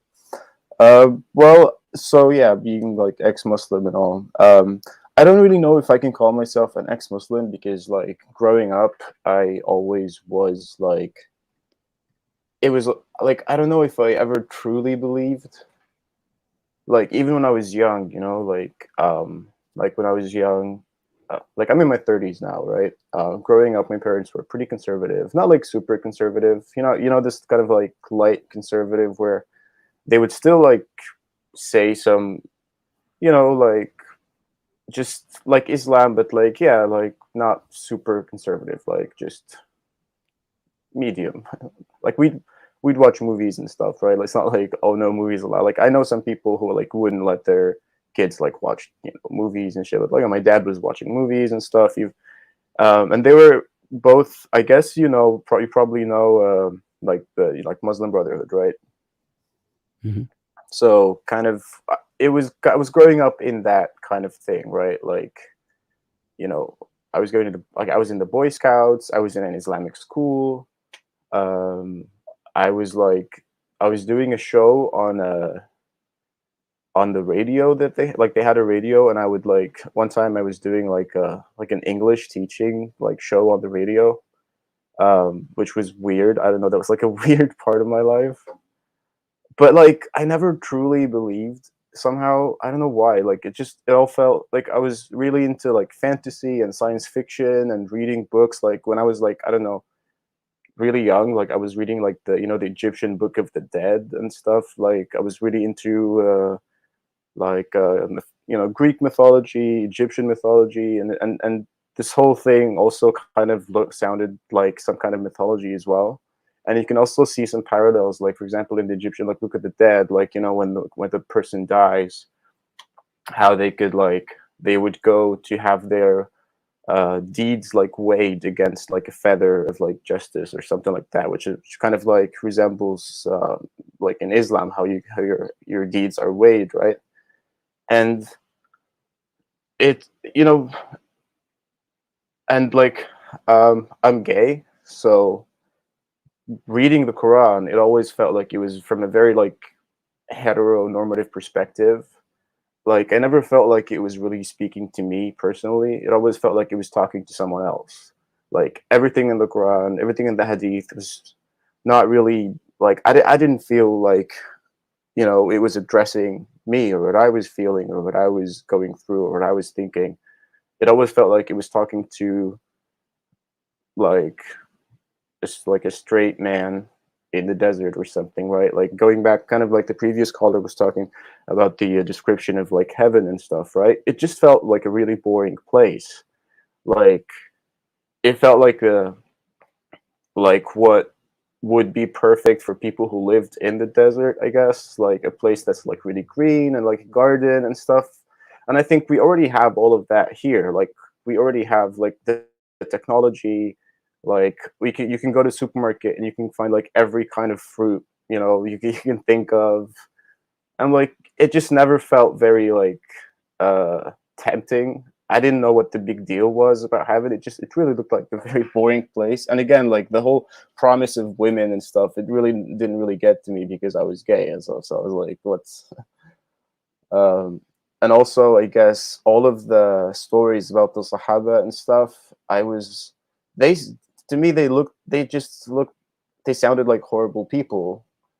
Like I never liked the character of Umar ibn Khattab. I don't know, he just sounded like a thuggish brute, like, and they're all like these caricatures. They're like anime characters, and there's even like an actual anime. I don't know if you know it, where you had like three like warriors or something, and it was kind of like Islamified, where I would associate, the calm guy is like Abu Bakr, and like there's a really like guy with a scar on his face. He's like really like easily riled up. He's very angry. Like that's what it just sounded.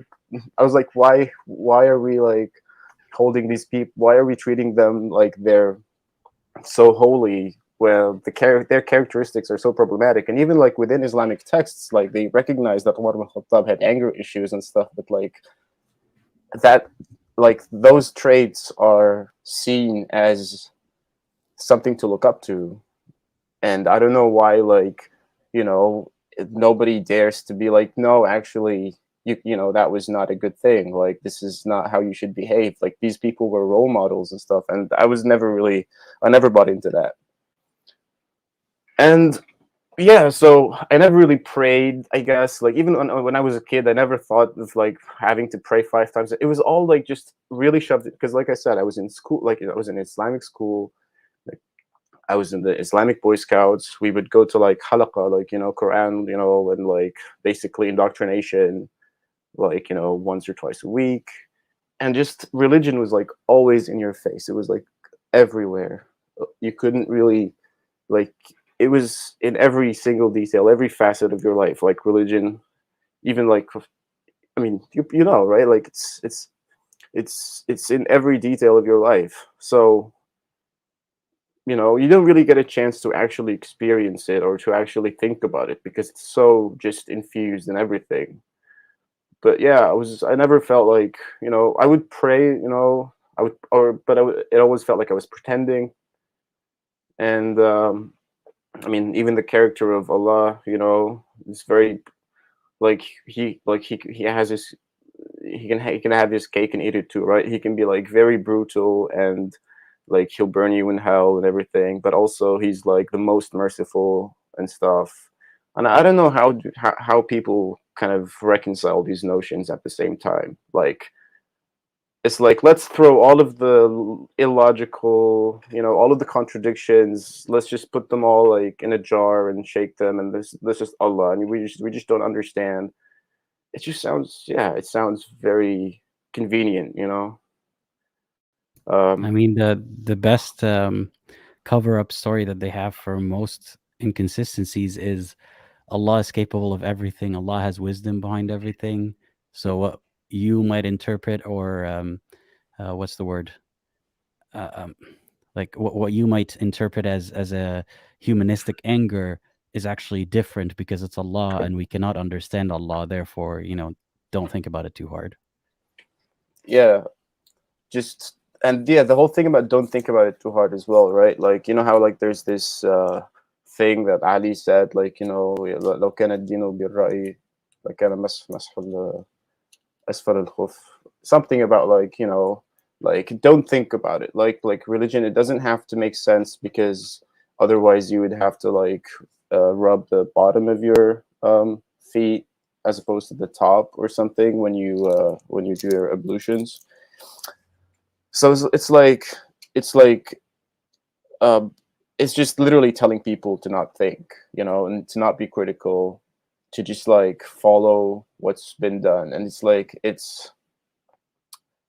institutionalized uncriticalness or something. I don't know.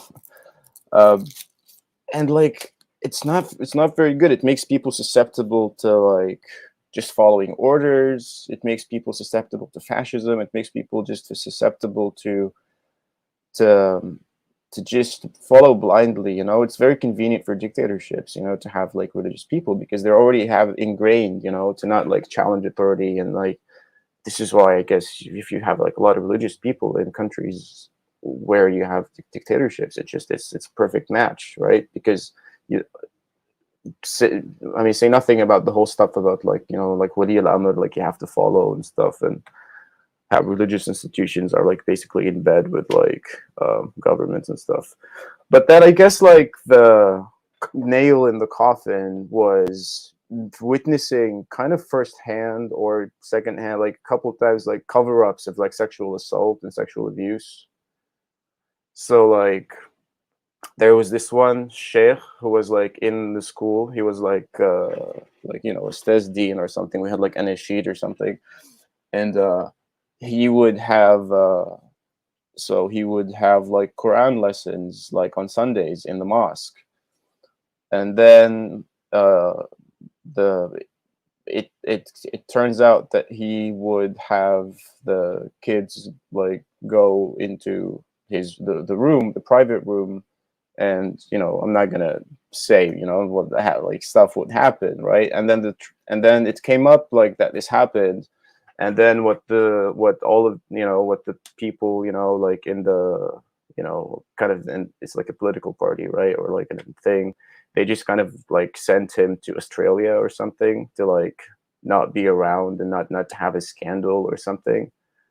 And this happened one time, and then it happened like again with another guy who was also taking advantage of like younger guys like in the scouts and stuff, and they would just like cover it up.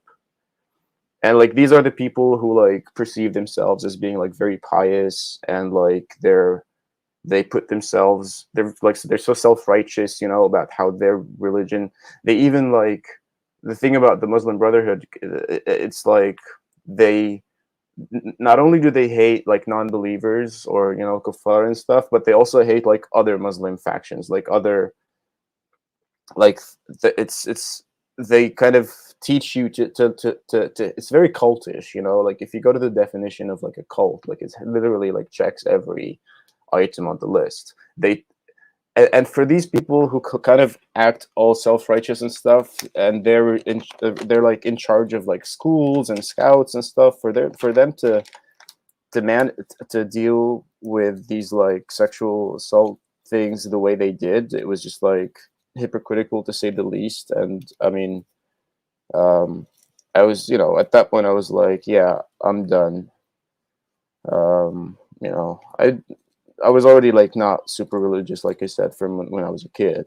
But I guess I stopped trying. I did have moments where I was like really trying to be more religious, I guess. Maybe I was going through something and it was like a bit of a distraction. And I even remember one time I was like reading some hadiths and stuff and I cried because I was like touched so much by the story. But I don't know, that was just like a one-time thing. I saw, these are just like a bunch of like unconnected plot points, but yeah, I saw the Prophet Muhammad in my dream, and you know how like that's a really big deal in Islam, right? But What yeah, did I he don't look know. like? Well, funny, it's I can't really describe his face. I just knew that it was him, and we were like with a bunch of other Sahaba and stuff, like on top of a mountain, and there was like the like a masjid al Nabawi, like in Medina, like the masjid was like under construction or something, and we were, because I wanted to be an architect, I guess, I don't know, so I don't know, I saw like in a dream that we were kind of like overseeing the construction of the mosque, and he was there, and we were like on horses. It was like pretty epic in the dream, and I told my mom, and she was really proud. But like, It's funny yeah, how these dreams always tie into your own, life. Like you wanted to be an architect, so you were overseeing the construction. yeah, Um, yeah, for sure. yeah. I mean, I didn't really end up being an architect, so I guess there goes that. Yeah. Yeah. Lately, I've been. I mean, yeah, for like 10 years or something. I didn't really think about religion. I don't live home anymore. I mean, I live in Turkey abroad, and I've been living here for more than 10 years. And I've pretty much like I don't think about religion so much. But lately, the past year or so, I've been really into like debates and stuff. I've watched, I guess uh, Matt Dillahunty. Hmm. Uh, they got like the line, like the atheist experience, so, like they have these call-in shows, and yeah, Matt Dillahunty, he's very uh like his way of like just not yeah like debating, and also like the Muslims that turn up to these debate, like for example, I don't know, I mean these are like like Daniel not to, okay, I don't want to name people, but like yeah, it's reminded me of like what I left behind. Like the people, they have like really scary ideas, Uh, even like watching your streams of like some of the conversations you've had with Muslims before, and like, oh, if there's no God, if there's no afterlife, then why not just kill yourself or some stuff like that, or I'm like, and then they say that like, oh, if you don't believe in God, then your life has no meaning. When they're pretty much just saying that like they're the ones who can't find meaning, and they're just the only thing they can just go to is just hoping there's meaning in another, like later instead of now. Yeah, I don't know. I'm kind of rambling, but yeah, and that's how I guess I was watching more and more of these like debates and the call-in shows and stuff, and it led me to find your channel, and I've been watching a lot of it, and I find you're really eloquent and kind and stuff, even when the people on the other side of the conversation are saying some really weird and scary stuff, but like the way you engage is actually pretty admirable. So yeah, I just wanted to say that. Well, thank you for saying that, and I'm going to use that as an opportunity to ask for your feedback. Then, um, I find that whatever I've been doing so far has been to some extent successful, but it's not going to get as many views as all the controversial like type of conversation and debates like some of the people that you have listed. Um, so, what do you think would be a good intersection between what I do and Matt Dillahunty and the atheist experience and the line and like Aaron Raw and stuff. I guess so like the what can I yeah, do to sorry. gain more of that kind of to gain more of a presence in that sphere, but not just dissolve into it and become like one of those guys? Well, they have that you know there's this platform called Modern Day Debate, right? And anyone could, I mean, I guess you could, I mean, I guess I can answer in like there's several things to say, but like one of the first thing on top of my mind, and like on a, you know, in a practical sense, you could message Modern Day Debate, and you could like literally debate someone. I mean, uh, you could, because they do kind of you know, like a Modern Day Debate. They're like, if you're a Muslim, atheist, whatever, like if you want to debate, you can like just hit them up and like tell them that you want to debate, right? And they could like arrange something, so you can like tap into that sort of market, so to speak. But like, yeah, I guess they do have, it is YouTube, right? And it does thrive on like clickbaity titles, and a lot of these like call-in shows, they get like, really insane callers.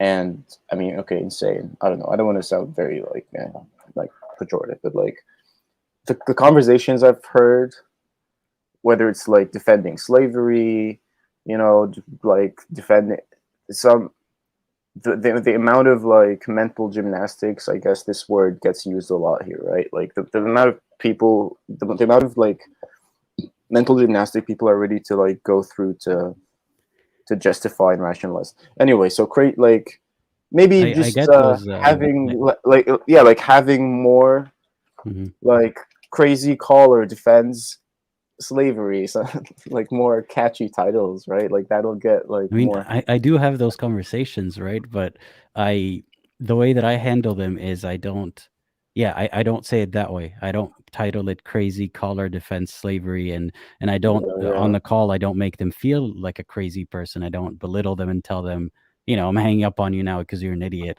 and I can't talk to someone who justifies slavery and so on and so forth. I find that a lot of these shows do that, and sometimes that's what people are looking for. They want someone to belittle the caller, and it's that's kind of, what works. yeah, it's kind of cathartic in a sense, because the And thing I about can get religion, why it's cathartic, like because that caller might be to someone their father or their brother, or someone that they're familiar with, and they don't have that chance to tell them to shut the hell up, you're an idiot in real life. So to see someone belittle that kind of person in your life can be very cathartic. But that's not what I do, and it doesn't gain as much attention because I don't do it that way. yeah, it's not really your brand. I'm not saying you should do that, right? Mhm. I'm just saying that like it kind of gets clicks.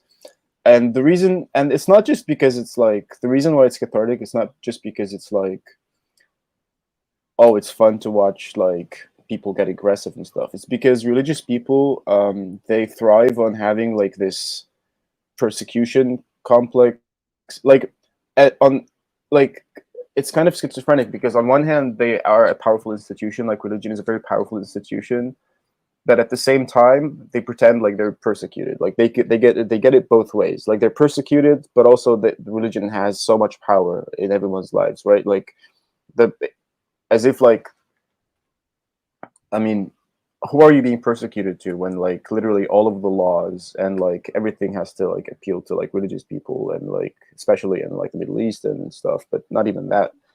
Um, so for them to get like talked down upon, where they're spewing like really problematic ideas and stuff, like it is necessary in this space. I feel like somebody should like tell them like, yeah, this is crazy, what you're saying doesn't make sense, or like I'm gonna hang up on you and stuff, because they do have power, and it's kind of like they should be put down a little bit.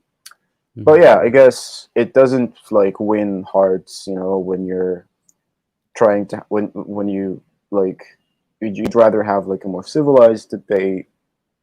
There's also, I guess, this is equally important as well, right? To have like a proper conversation politely, and like not fight. I guess there's room for both kinds of conversation. One of them is a bit more, I guess, clickbaity. But I mean, I mean, I didn't know your channel existed a few weeks ago, and here I am. So I guess there's room to grow. How long have you been doing this YouTube thing? I can't remember. So I can look up when I started the channel. It was, let me see, in January of 2021, but I didn't start making videos since then. You know, I first I had a TikTok account, Mm. a few TikToks accounts, and they all got taken down because of, you know, false reporting. So Mm. I don't know, I'd say maybe about 2 years less. Like I haven't even been consistent with it in the beginning, but um, yeah. So I think I'm gonna be doing this for at least another year. We'll see how it goes, but I'm trying to change up my approach a little bit because I feel like I need to reach a wider audience, and that I'm not gonna give up my style or, you know, sell out or anything like that. But I'm trying to draw in some of the people who would listen to those with an approach that I don't necessarily agree with, so that maybe I could change their mind a little bit or change the way that they approach these debates and conversations. So Mm. yeah, we'll see. I guess you could. I mean, if you like get in touch with like the other like whether it's like atheists and stuff like in this sort of debate sphere, you could bring your style into that as well, right? It's not like if you, let's say you do something with like modern day debate or whatever, right? It's not like you have to change your approach, right? You can still debate the way you do, right? You can still be like respectful. I mean, not, yeah, you can still just be not rude and, you know, calm and like actually like looking to seek truth and not just like put the other person down and stuff. So you could still like do your thing in a way, but that also maybe, yeah, like get your channel out there on these other platforms somehow. Yeah. They do. I mean, they like to debate. I mean, on modern day debate, probably like I've seen they love to debate the very controversial issues, right? Like the age of Aisha. There's probably like I don't know how many debates about that. So it's kind of getting a bit like repetitive. Like I don't want to see debates about that anymore. I don't even know why that's a debate. Um, I feel the same way, and at the same time, I'm amazed at how it still is a debate. Like there are people who still yeah. agree with one side, you know. So it's sad and it's repetitive and it's exhausting, and I myself am tired of hearing and talking about it. But at the same Yeah. time, it seems like it hasn't still gotten to people's heads yet. So for some people, it's still a necessary debate to be had. It's just too bad that that's what we have to talk about these days. Yeah. I like Yeah. the it's I like there was one conversation you had like about like gullibility in one of your older videos and stuff, and I found that to be a very good like topic because let's say you're, you know, if you're a person who didn't learn about Islam, and it's like how it's like on one hand you have to be really smart and stuff to convert, you have to be like really seek it and stuff, but like if you're born into it then you can just follow, right? And it's not really fair for people who are just like born into the religion, like oh yeah, they lucked out, we're lucky because we were born Muslim, but everybody else needs to do the work, needs to study the language and stuff, and that's so much work. And I don't. There's like other approaches to like like dissecting religions than just to talk about these three controversial issues over and over again. Mhm. Like one thing I didn't. That's one that I think I might have to make that a topic of debate. That live stream that you mentioned, my premise was basically, like you said, a gullible person born Muslim, you know, is kind of set. Sure, they might be tried for their sins, but at the end of the day, they're probably going to heaven. But a gullible person born in another religion or no religion is supposed to work extra hard and find Islam instead of, you know, just by default being a Muslim.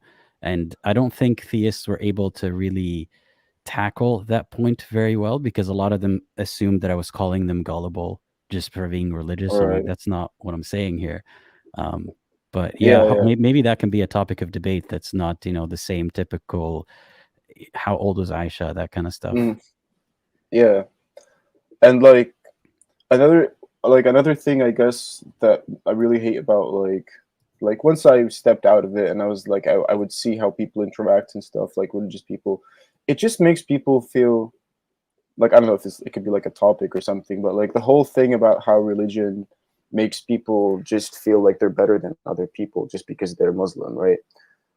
And like how there's a lot of hadiths and stuff like I don't know, man ghashana falaysa minna or something, or like al Muslim, like something about like how all of these moral acts, they get co-opted by religion, as if like religion invented like honesty or something, and they kind of like take it to themselves, and they're like, okay, yeah, all these good stuff, they're actually Islamic. So on one hand, it makes you feel like non-Muslim people are all like cheaters and liars and like rapists and shit like that. Sorry, I don't know if I should say that word. um and then on the other hand, it makes people feel very like superior just because they're Muslim, so they don't have to do anything good. They just feel inherently superior just because they're Muslim. And I don't think that's like very good on a societal level. For people, like people can live in like really bad societies and stuff, but still they will feel like, yeah, at least, yeah, we're Muslim, so this is just by default the best society. And even if all the metrics and all the numbers kind of contradict that, there's this like, no, we're still better than everyone else just because we're Muslim, and everybody else is just, and like kuntum khayra ummatan. But like it's like racism is bad, but there's another word for it. Like it's not racist, it's like religionism, right? Like the way you treat another Muslim is not the way you treat like another, like a non-Muslim person, right? Like there's kind of like a hierarchy of like people. So like why don't we just, like I would always wonder, like why don't we just teach kids like not to steal? Why do we have to inject like because Allah said so? Like it's just morally wrong. Like it's, but like it always has to be like, because you're a Muslim, you don't steal from a fellow Muslim. But like, what, is it okay to steal from like a non-Muslim or something? It kind of makes it sound like it's okay to like cheat non-Muslims, but you're not supposed to cheat like Muslims. Or the way that they in Sharia, the way that it's viewed, if you kill a Muslim is not the same as if you kill a non-Muslim. Like yeah, you're right. There's this hierarchy of value of a person. First of all, are they a Muslim or not? And then there's all the other stuff on top of it. Yeah. Like like um like there's there's like a refugee thing going on at the moment in the area, and like some towns in my home In country, Turkey, right? Is what you're talking about? in Turkey, like all across, right? Like there are Mhm. like refugees all around the other countries. Like in my home country, because Turkey's not my home country, right? I'm not Turkish. But like in my home country, like there was some towns, because there's been like an increase in like crime and stuff, and people are just, the easiest thing they would do is just like blame like refugees, right? It's like easy target. So some towns started to like enact curfews and stuff, and a bit racist. So one town put up a sign that says that like innamal mu'minuna ikhwa or something like this, right? And like we're like, so this sign was hailed as like a very good thing that this town has done, because they're like, no, we're not racist, we welcome our Muslim brothers in our town, and everybody was like hailing them, as everybody was like, yeah, like good. But then I was thinking, like, what about the non-Muslims? Like, why do you have to what about the Christian or atheist refugees and stuff? What, they don't belong here? You're still being discriminating on the basis of religion, right? Like they tap themselves on the back because they're like, yeah, no, we're here to help our fellow like Muslim, neighbors. But it's still, they think they're not discriminating. They think they're doing such a good job because they're not discriminating, but they are discriminating. They're blind to their own discrimination in a sense, right? Like everybody, like nobody pointed that. Like I look in the comments, nobody points that out. Everybody's like so deluded into thinking like, oh wow, this is so cool, such a nice thing. yeah, we're all brothers in Islam and stuff. And I was like, you're just replacing one kind of discrimination with another, you know. Mhm. And yeah, I It's don't know kind of where I was going with similar this. to when, when people say that Islam is not good to women, and then a Muslim would retort by telling you that that hadith of al-Jannah tahta aqdam al-ummahat, that heaven is under the feet of mothers. Mhm. Like, and everyone Mhm. just claps for that. They're really missing the point of the of everything here. Like, now they're constricting it to Islam loves mothers, not loves women, and you're missing the point Right. of the discrimination here. um yeah, it's Yeah, yeah. and no one Like, sees what it. if Like you you're, said, you look at the comment section, no one's really protesting this. yeah, like people are just, but that's the thing, because, you don't, like, there's so many, I feel like there are so many stages you have to go through of like learning to see things more critically and like step outside of like this echo chamber to really be able to like discern the stuff that just don't make sense. And when you're living in I mean, I don't know, my dad never left the country, like a lot of people just, they have no idea what's out there. Like, what's it like to interact with non-Muslims, let's say, to be in societies where not everybody's religious, right? They have all these ideas about like that, like, it's like if they don't step out of this whole mentality, this echo chamber, yeah, it's hard to start questioning these things. And yeah, this whole thing about discrimination, yeah, it's like it was one of the things that I really disliked. Like, it just gives people like a free pass to just being superior without really having to do any work. I mean, like you were saying earlier, like if you're a Muslim, if you're a sinner, if you're a bad person, whatever, you're still a Muslim. You're still a better person than a non-Muslim who is a good person. And this is, again, like, I didn't even talk about like the LGBT. Like, I guess, like I said, being gay. Like, I didn't. That's not even. At some point, I was trying to read, like, there's this one book, Homosexuality in Islam, which is kind of like a controversial book where the guy, like an apologist, is trying to explain how actually Islam does not condemn homosexuality. Mhm. And obviously, like, I don't know if you want to get into that like a bit more in more detail. Like, there were a couple of interesting stories there that are not very commonly discussed. Do you want me to say more Sure, about yeah. this? I've heard about it, but I can't Mm. remember the specific So events. So go ahead.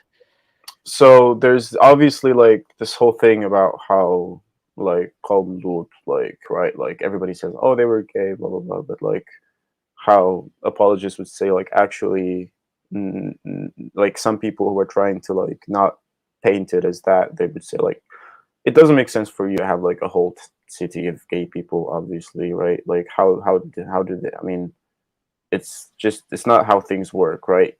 You don't have just like a like a gay, like, civil. I mean, they were basically grapists, and they would um, like, the thing is, non-consensual dominance kind of thing, right? Like, perversion. It's not just like consensual relationships between two men, right? Like, that was never discussed, or uh, like, it was the thing about uh, like Muslim, uh, they perceive like a gay person as, like, they try to put themselves like, they think, I would never do that, so if someone else is doing that, then they must be doing something very wrong. They kind of put themselves in the other person's shoes, and they don't really understand how a person can be just like gay more in a more intrinsic, natural way.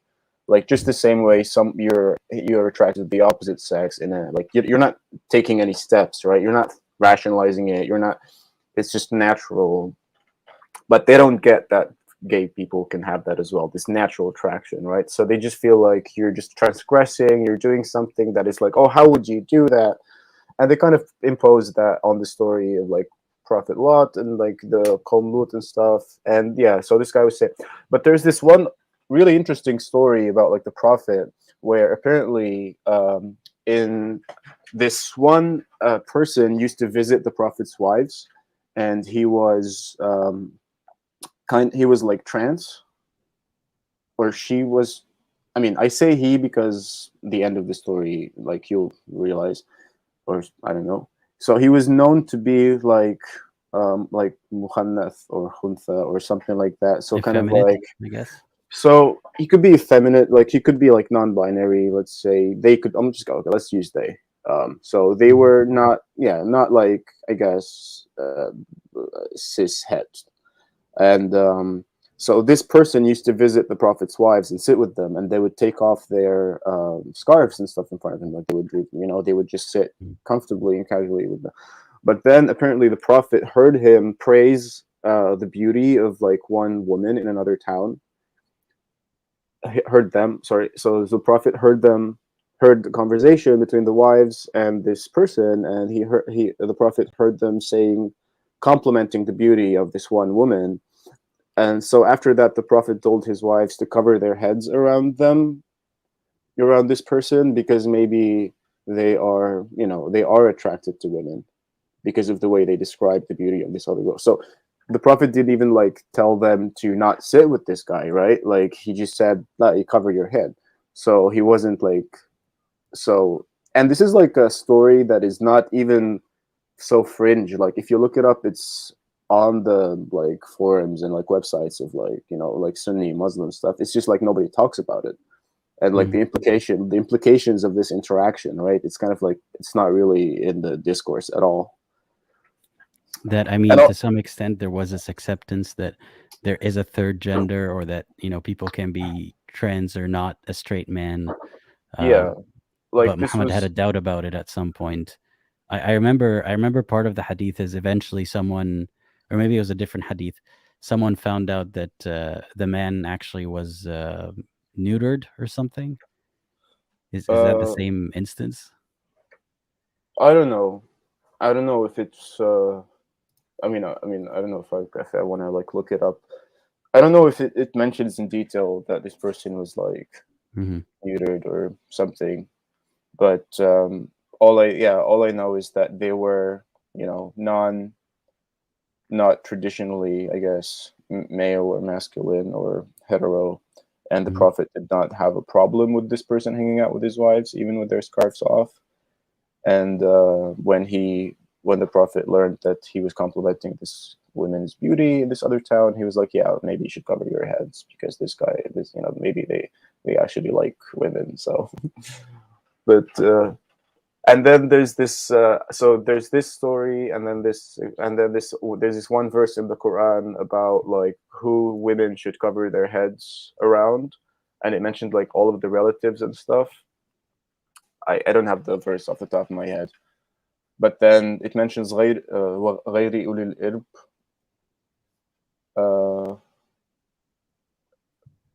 which I think it's like غير أولي الإرب. I can't remember the verse off the top of my head, but yeah. So it's kind of, so the consensus is what, like you could, like a woman can take off her scarf around her, like brothers, fathers, uncles, blah blah blah blah blah, and also غير أولي الإرب. So the consensus is that this means people who are not attracted to women, and the common explanation was that that means crazy people, right? Like, but then does that maybe include like people who are LGBT, like they're not attracted to women? Like is that verse trying to mention that women can be around a gay person without covering their head? Like why is this interpretation excluded from the discourse? Like if it just means a person who is not attracted to women, then logically it should then include, at least it's acknowledging asexuals, I guess, that well, there can be asexual men.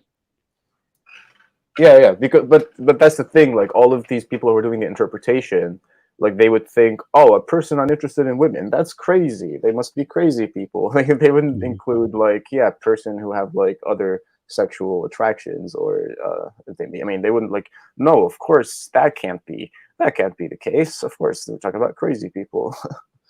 So yeah, this guy, like, it's like a really thick book, and there's probably, but I mean, I didn't read the whole book, to be honest. But like, there are, but the whole being gay thing, I guess, just circles back to reading the Quran and how it's kind of like, it's obviously written by a man for men, like for straight men, and like it's just kind of like, even as a woman, like I always wondered, like, what is it like being a woman, and like reading the Quran and knowing that a lot of the stuff in it don't really concern you. Like a lot of it is just talking to men. If I feel like if they make like the relevant verses for women of the Quran, it'll be like a much shorter, smaller version of it. Like it's all about like it's by men for men. Hits says what fucks his head, man. So yeah, just not very. It never talked to me because of that.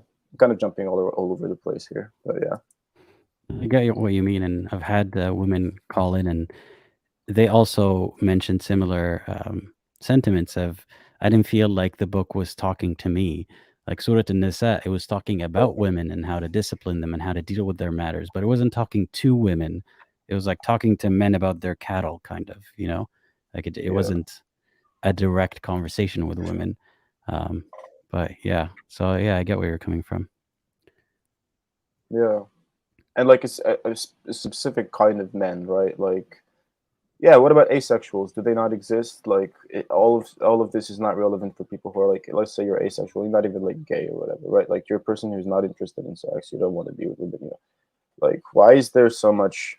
Like, it's like the writer of the book just assumes that, of course, everybody is tempted by women and sex, and so let's just assume that all of men are like that, and it's a bit,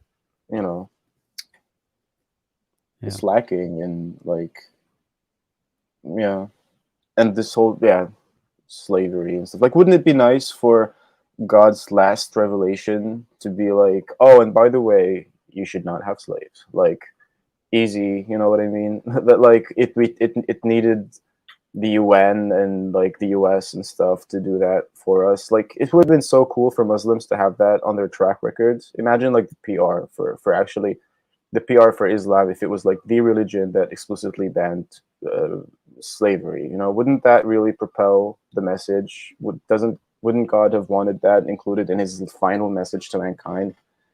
I feel like if Muhammad had the foresight to know what we know now, Islam would have been unstoppable if he had covered up and patched up some of these issues, but he didn't. Yeah. And these people, the people defending that, they go like, yeah, but like you have to think about like the time, right? Like what are you talking about? Like, the prophet was changing everything. Like, he was destroying their idols and stuff. Like, what was slavery more important to them than their literal gods they were praying to? Like, he was obviously not afraid to destroy the idols and to command them to like, and wage war to like spread the message. But like, just when it comes to slavery, God would play by men's rules, because like, you could, slavery, you know what? We're not going to do anything about that. This is between you. Like, I mean, clearly a lot of people joined the religion because of political reasons. So if you take away their property, their slaves, or, tell them that if you join Islam, you can't have slaves, they'll tell you to F off and they won't join your religion.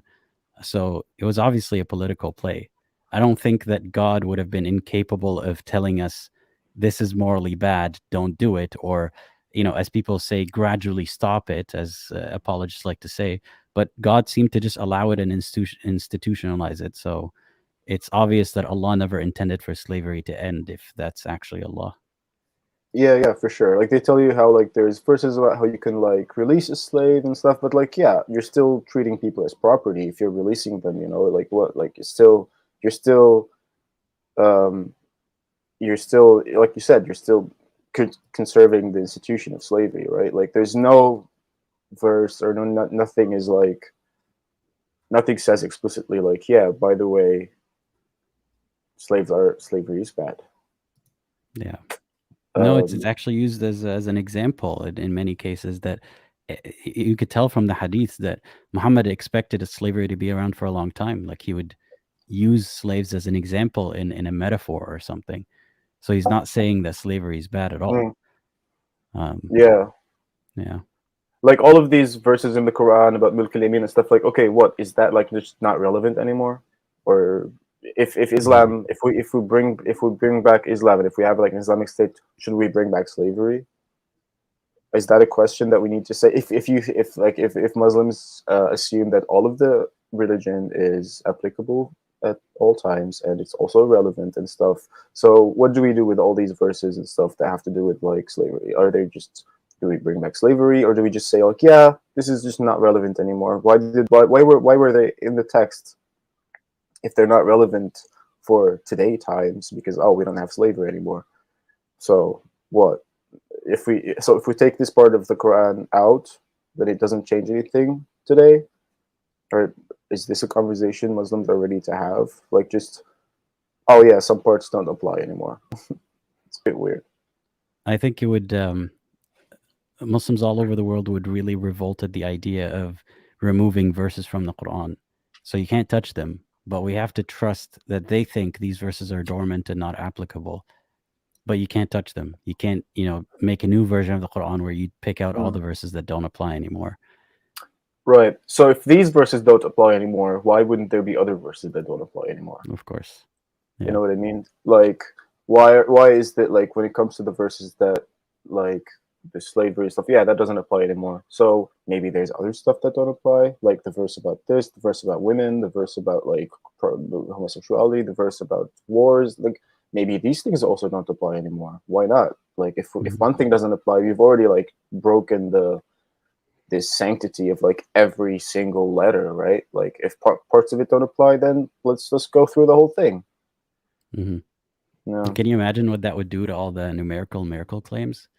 Once you start messing with the flow of the Quran. Yeah, numerical miracles. Aren't there numerical miracles in, like, the Bible too and stuff like that? It's an insult to intelligence to call it a miracle, to be honest. But it's looking for patterns. If you look at any book and start counting letters and start doing math, you'll find some coincidence that makes it seem awesome. Like, the word sea is the 1,000th word from the beginning of the book, and it just happens to be that where this book was written was 1,000 feet away from the sea. Wow, what a miracle! It's and I always ask people, so how would you demonstrate that this is a miracle? Like, say you meet a non-Muslim who doesn't speak the same language. Are you going to convince them that Islam is true? Because if we sit here counting letters, we'll get to some number that I told you about. Like, how do you say this to a non-Muslim and impress them? Yeah, and it's like, it's all like post hoc. Like, okay, so let's say, like, the writer intended for that to happen. Like, it was very meticulously, like, autistic, obsessively, like a riddle this, the riddle that. It's not a miracle. I feel like the thing about Muslims or Islam is that they give humans very little credit of what humans are capable of. Like, they're always like, oh, nobody could have written that. Like, I've read some pretty amazing books. People are capable of writing really good books. Like, just because the book is really good, it doesn't mean that it has to be from God. I feel like people, like, Muslims have this idea that people at the time, like, everybody was uneducated and nobody could have written something smart. And they don't know that there's a lot of great books that were written around the time before Islam, after Islam. Even this thing, like, I don't know, like, جعلنا من الماء كل شيء حي or whatever. Like, this was literally a Greek philosopher's idea, that he said that everything. I can't name the person. I should have Googled that before. I was reading about, like, Greek philosophers, and there's this one philosopher who literally said that everything was made of water. And then there are other philosophers who kind of, discovered, or let's say conceptualized, of, like, what actually things are made of, atoms and stuff, like, right? Like, this is science. Like, this is stuff that the Greeks were doing. This is, like, way, like, before Islam. And Muslims just think that because it's something scientific in the Quran, And this was like, oh, this was thousands of years ago. Nobody could have known this because what? Like, there was a lot of smart people around the time, right? Like, who Mhm. said the same things, and they give humanity very little credit. Like, yeah, everything is from Allah, everything's from God. No, people are really smart. People can come up with really smart things and concepts and notions, and they can write them down, and ideas spread around. It's yeah. I have a fantastic video idea that I just haven't had the time to work on, but a list of scientific discoveries and tools and inventions that predate Islam by maybe hundreds of years sometimes, that are incredible. That had you said that, a hadith says that Muslims invented this, or look at what is mentioned in the Quran about this invention, Muslims would lose their minds thinking this is Mm, amazing scientific discovery, not realizing that it already existed before Islam. So their bar uh, for humanity and intelligence and science is very, very low. They think that people were just stone men up until the Quran came around. yeah, yeah. But And the thing about Islam is that it's, well, yeah, that's a great idea. I mean, you need to actually to tell people like, no, people could come up with stuff, like they didn't need God. And I feel like the thing about Islamic like folklore or like the lore and how about how much they um, diss like Jahiliyyah and stuff. I feel like it's very important for Islam to portray the pre-Islamic times as very backwards. Like it's kind of mhm. like, oh, they were very backwards, but also like after Islam they became like civilized. And I feel like um, it's very important in Islam to portray al jahiliyyah as like very very ignorant, uh, and to kind of take credit for all of the stuff that came like after or something. Like, yeah, everybody was stupid. Okay, everybody was ignorant and stupid, and then Islam came, and then everything was good. Okay, and Mhm. they might have buried like a lot of like writings from before. Like what, I don't know. Like if we have like I if I think anything. it's almost a moot point to try to argue with them about, did Islam happen at a time where people were ignorant and it made things better? Because even if that narrative is true, where do we go from there? Like, Islam is the reason why many people throw acid at women today. So what do we do about Yeah, that? Like, how is Islam going to get us out of that one? Did Islam get us out of slavery? No, it did not. Is Islam getting us out of domestic abuse? Absolutely not. So, what do we mm, do now to improve from these things? What lessons can we learn yeah, from the rest of the world?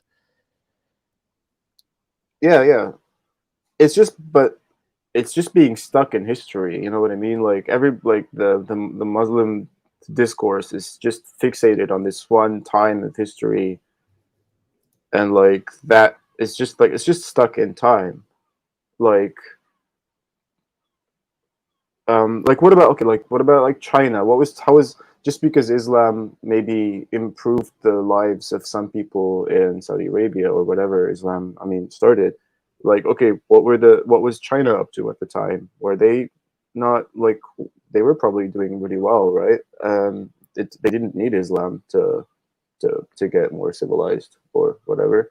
Other countries around the world, like other cultures, it's not like the only way you could, get civil, just because some people found like a new way of living or a new kind of social contract. Okay, it's worked for these people, good for them, but like it's not the um, something be all something solution for everything. Uh, yeah. What else did I want to say? I've been watching a lot of videos lately, and like even about like yeah, there are some videos on YouTube how like Islam might have been invented by the Abbasids, because like you have like Al-Bukhari and Muslim are both from like Central Asia, and they might have like constructed this religion themselves, because all of the Muslim scholars, if you look back, they're all like happen to be from Central Asia. Like all of these people who collected the hadiths and stuff, So why aren't, where are the people from like Sham and stuff? Where are the people from like Saudi Arabia? Like what we don't have any names. All of these like Mhm. Bukhari and Muslim, they're both from like Central Asia. It seems a bit weird.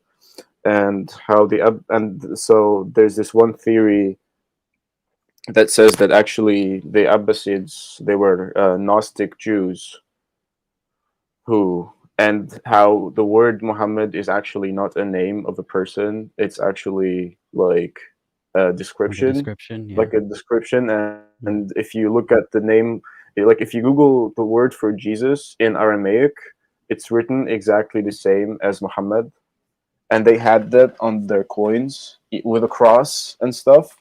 And if you're a Muslim, you would think it says Muhammad, but actually it says Jesus in Aramaic, and it's written in the exact like the same way. So maybe Muhammad never existed. Maybe Muhammad was like from. There's theories that Muhammad might have been actually from Sham, like from Syria, not from Saudi Arabia. I don't know. I mean, the thing is, it's hard to track these things back because uh, you know, you have this one institution that has survived and covered up everything else. Um, it's not like you can. There are some, books written about like who was Muhammad. Like, yeah, he might have been Jesus. It might have been just the same thing. Maybe we're talking about Jesus. Maybe we're talking about two different people, three different people. All of these are like, I don't know, pretty interesting questions, I guess. Yeah, I wonder if someday we're gonna find it out. It's just interesting from a historical perspective, but hard to hard to find such information when there's a lot hanging on it, so it Yeah, might and never it's come to like light, or maybe it came to light but was suppressed. You never know. So I haven't deep dived into all these theories about the origins of Islam, but I it's like recognize where a you're coming from. it's a rabbit hole, Yeah. I kind of just have these like rabbit hole periods where I would just like get really into something. I would like read and watch hours of content and stuff. I don't know. It's pretty Yeah. interesting. Well, what do you hope Uh, to have as your last, like, or where do you think this journey is taking you? uh, well, I don't know. Personally, I'm kind of like on a personal level, I'm going through like, some things where like I'm not really satisfied with my career, or I'm kind of like in my early 30s now, right? And I kind of just like I have a lot of more like life admin stuff um to really work out. But when it comes to like, spirituality or these questions, I don't know. I mean, I just like to learn as much as possible. I guess knowledge and like learning is very important. Just to learn as much as possible about. There's so much stuff out there to like learn about, whether it's like scientific stuff, historical stuff, fiction. It's just like there's so much like yeah, I don't know. So I don't think about like on one hand I think, okay, if there is a god, I'm almost pretty sure that like he would be cool with atheists, let's say, because he would be like, you know what, you used your like I created you with a brain, you used it, you didn't really arrive at finding me somehow. That's probably my fault. But you know what? You at least that's like if I created a human with a brain and stuff, a creature with a brain, I would want them to think critically, and it doesn't really matter where they arrive in the end, right? So I'm not like afraid of that in any way. Like, oh, what if I'm wrong? I feel like I mean, unless there's like a really angry and wrathful God out there who's like actually the way it's described in religions. In that case, I guess we're pretty. Which religion? I don't know, like the Abrahamic religions, right? Like they But are even then, like if you pick one, then you angered the other one. So which Abrahamic religion? Yeah. yeah. So I kind of it's kind of pointless to think about these things. Yeah, like if there's a God, I guess we'll just have to see Just that will be like, I mean, I wouldn't feel guilty for not believing, I guess, because it's like you said before, right? It's not a choice to believe or not believe. It's kind of like something that you just arrive at. Not consciously. You can't consciously choose to believe something if you're not convinced. And if I'm really genuinely not convinced, then I don't think I can be blamed for not believing, right? It's not like you have to Yeah, believe I agree like with on that. purpose. Yeah. I But like, I don't think you can pretend to believe and fool God into thinking that you believe. yeah, it's a very petty God who just like wants people to just submit, and even if they don't believe, it's a very tyrannical. Mhm.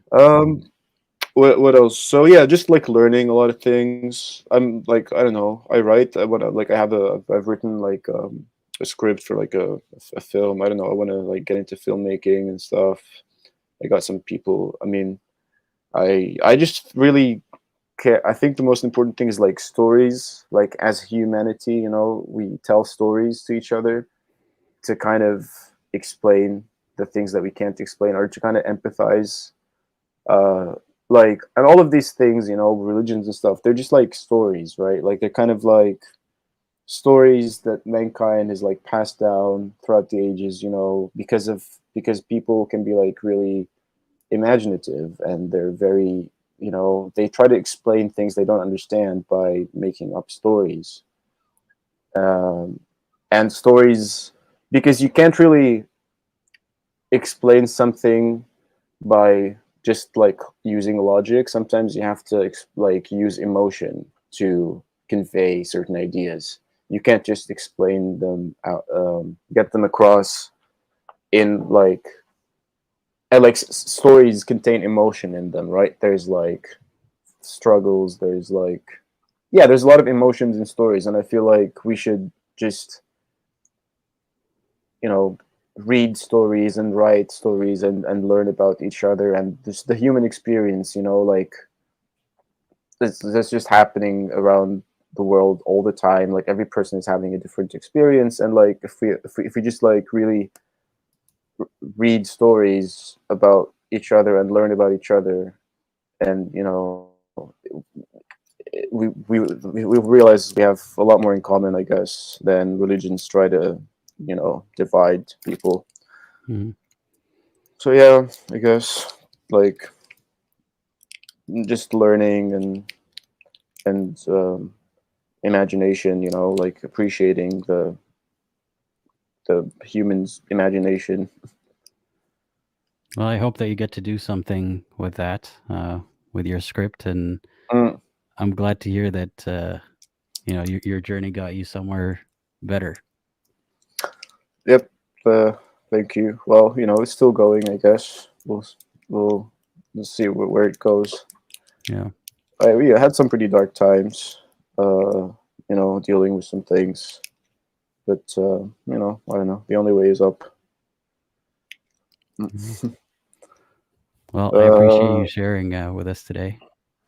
no, thanks for having me on. It was nice talking to you. Hope to talk again Likewise, and another time. I hope you have a great rest of your day. Thank you. You too. Just keeping my head low, because of no matter who wins in this election, a lot of people are going to be really upset. So because it's kind of really split in half, 50-50 between, like, let's say, the Islamists and the, I don't know, seculars. It's very Yeah. polarized. So whoever wins, it's going to be really bad. There's no easy way out. So just gotta stay home and watch things play out. Yeah. Well, I hope everyone's safe, no matter what the results are. Yeah, for sure. All right. Well, Take yeah, care. you have Yeah. a good one, and You see too. you around. See Thank ya. you. Bye bye. All right. Let me read some comments and then I'll get to the last two callers. So, something Journey of Life was saying, one of the reasons Muslims get infuriated with ex Muslims is the label ex Muslim. I asked, why is that? They say, why do you have to identify as X whatever you used to be? Just identify as what you are now, simply. If I ask you, how old are you? You do not tell me, oh, I'm X 18 years old when you're 19 now, and so on. So I've tried to explain this many, many times, and I'll do it again. Here's why. Like, when I go about my day-to-day life, I don't meet people and be like, hi, I'm an ex-Muslim, how are you? No, I just, introduce myself normally. We talk about whatever it is we talk about.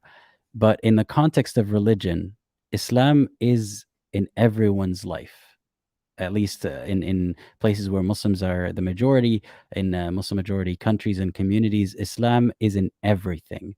So it's almost out of the question that you would introduce yourself and be like, hi, my name is Alauddin, and they would assume that you're not Muslim. They would assume that you're Muslim, right? So there is no visibility for people who have left Islam. It's not even seen as a valid thing that happens. Like, I myself, up until a few years ago, was not aware of the term ex-Muslim, was not aware that people leave Islam. In my mind, I just believed all these stories about, your cousin who traveled somewhere and had a white girlfriend, and he's like a bad Muslim. That was my idea of someone who would leave Islam, or someone who sins, or someone who joined another religion. But it never crossed my mind that everyday people, some of them good, some of them bad, some of them smart, some of them stupid, leave religion or conclude, yeah, I don't believe in this religion anymore. So it was such a groundbreaking moment for me to realize that is such a thing as an ex-Muslim.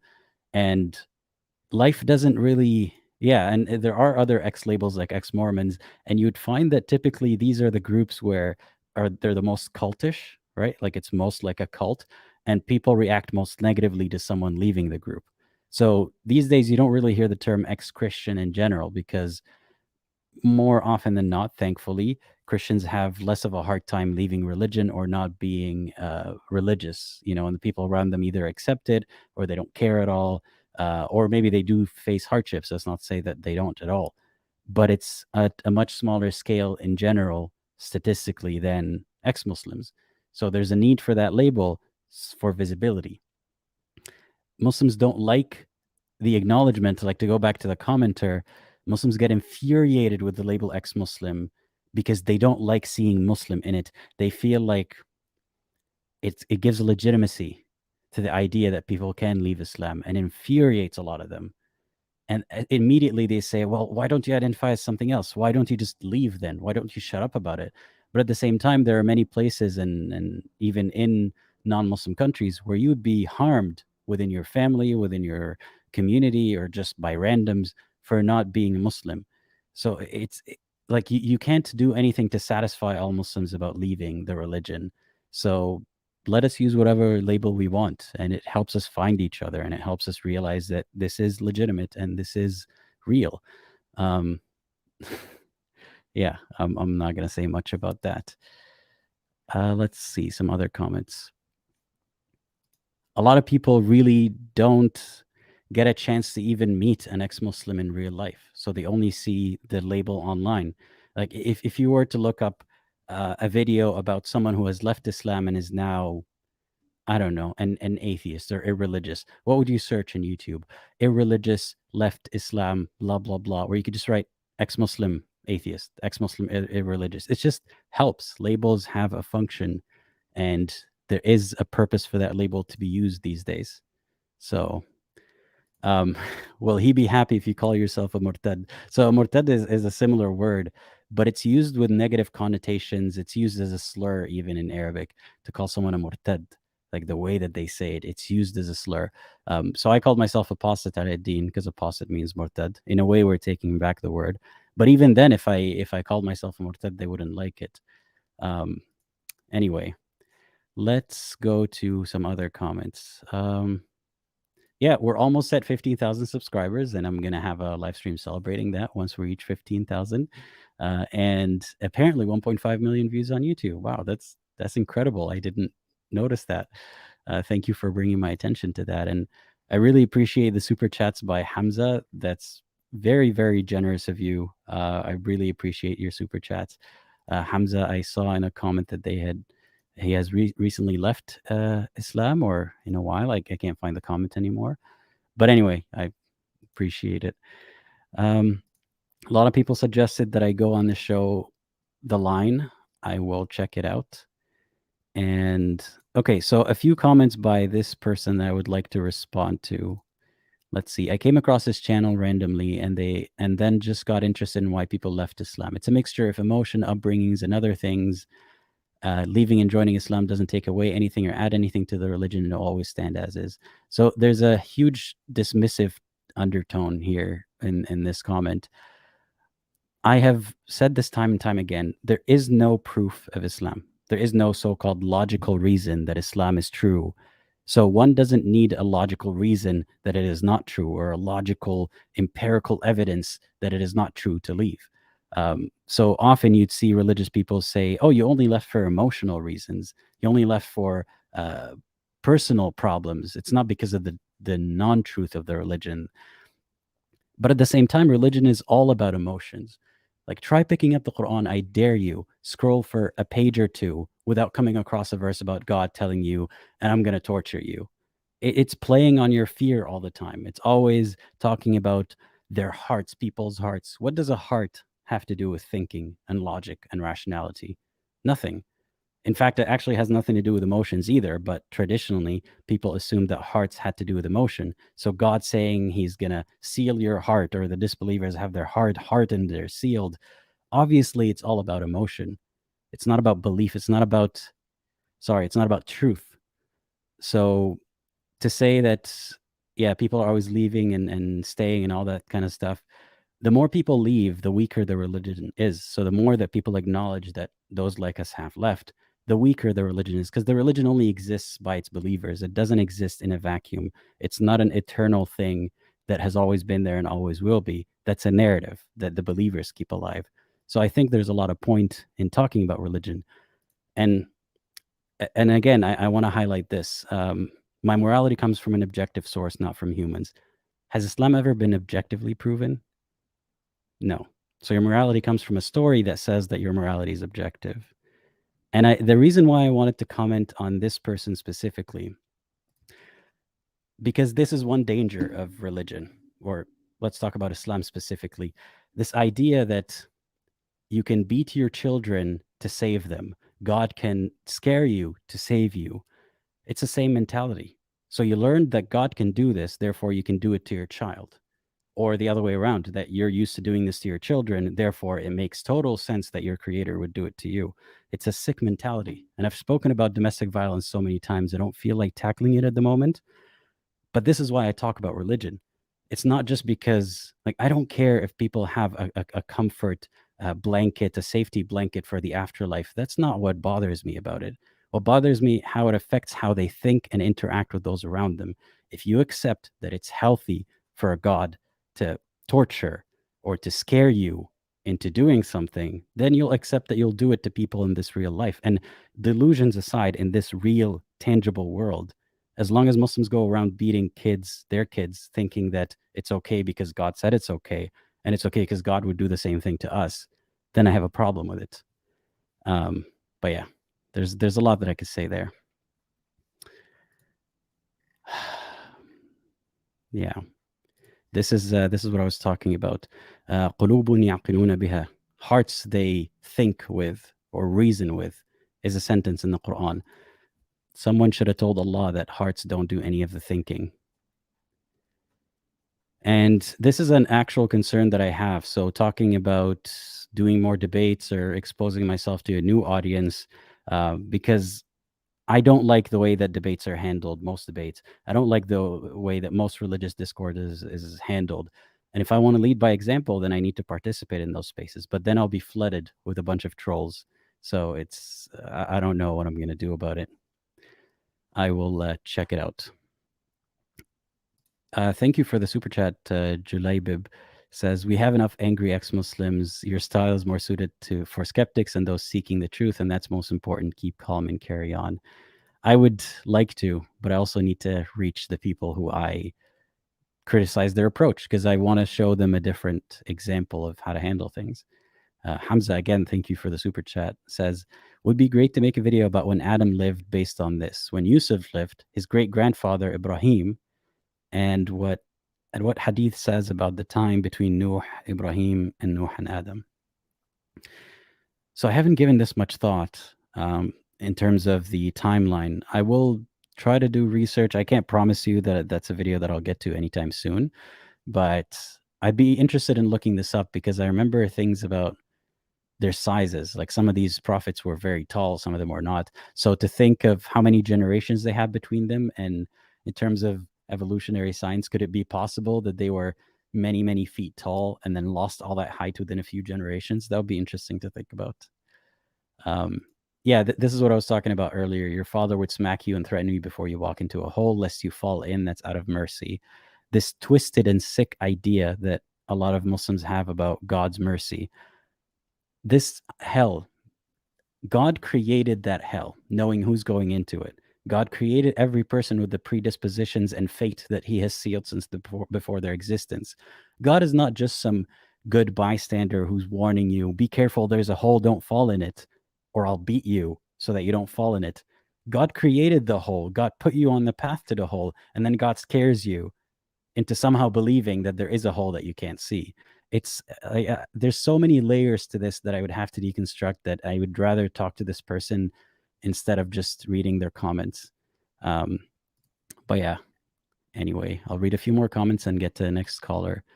Thank you so much, Human Kirk, for becoming a member and for your comment. We appreciate what you do. Ignore debates. It's not that easy. I feel like I have to engage with that sphere eventually, but we'll see. Paul, thanks for the super chat, says some Greek mythology books were written years before Islam, and many of the stories share similarities with stories in the Bible, the Quran. Prometheus made humans from clay and breathed into them. Look into it. I will certainly look into that. I've done some research about some of the scientific claims that Islam has taken credit for somehow, but not actually the blowing into clay story. That's interesting. All right, let's get to the next caller. The next caller is Rex, Generator Rex. I hope that you're ready because I'm adding you in 3, 2, 1.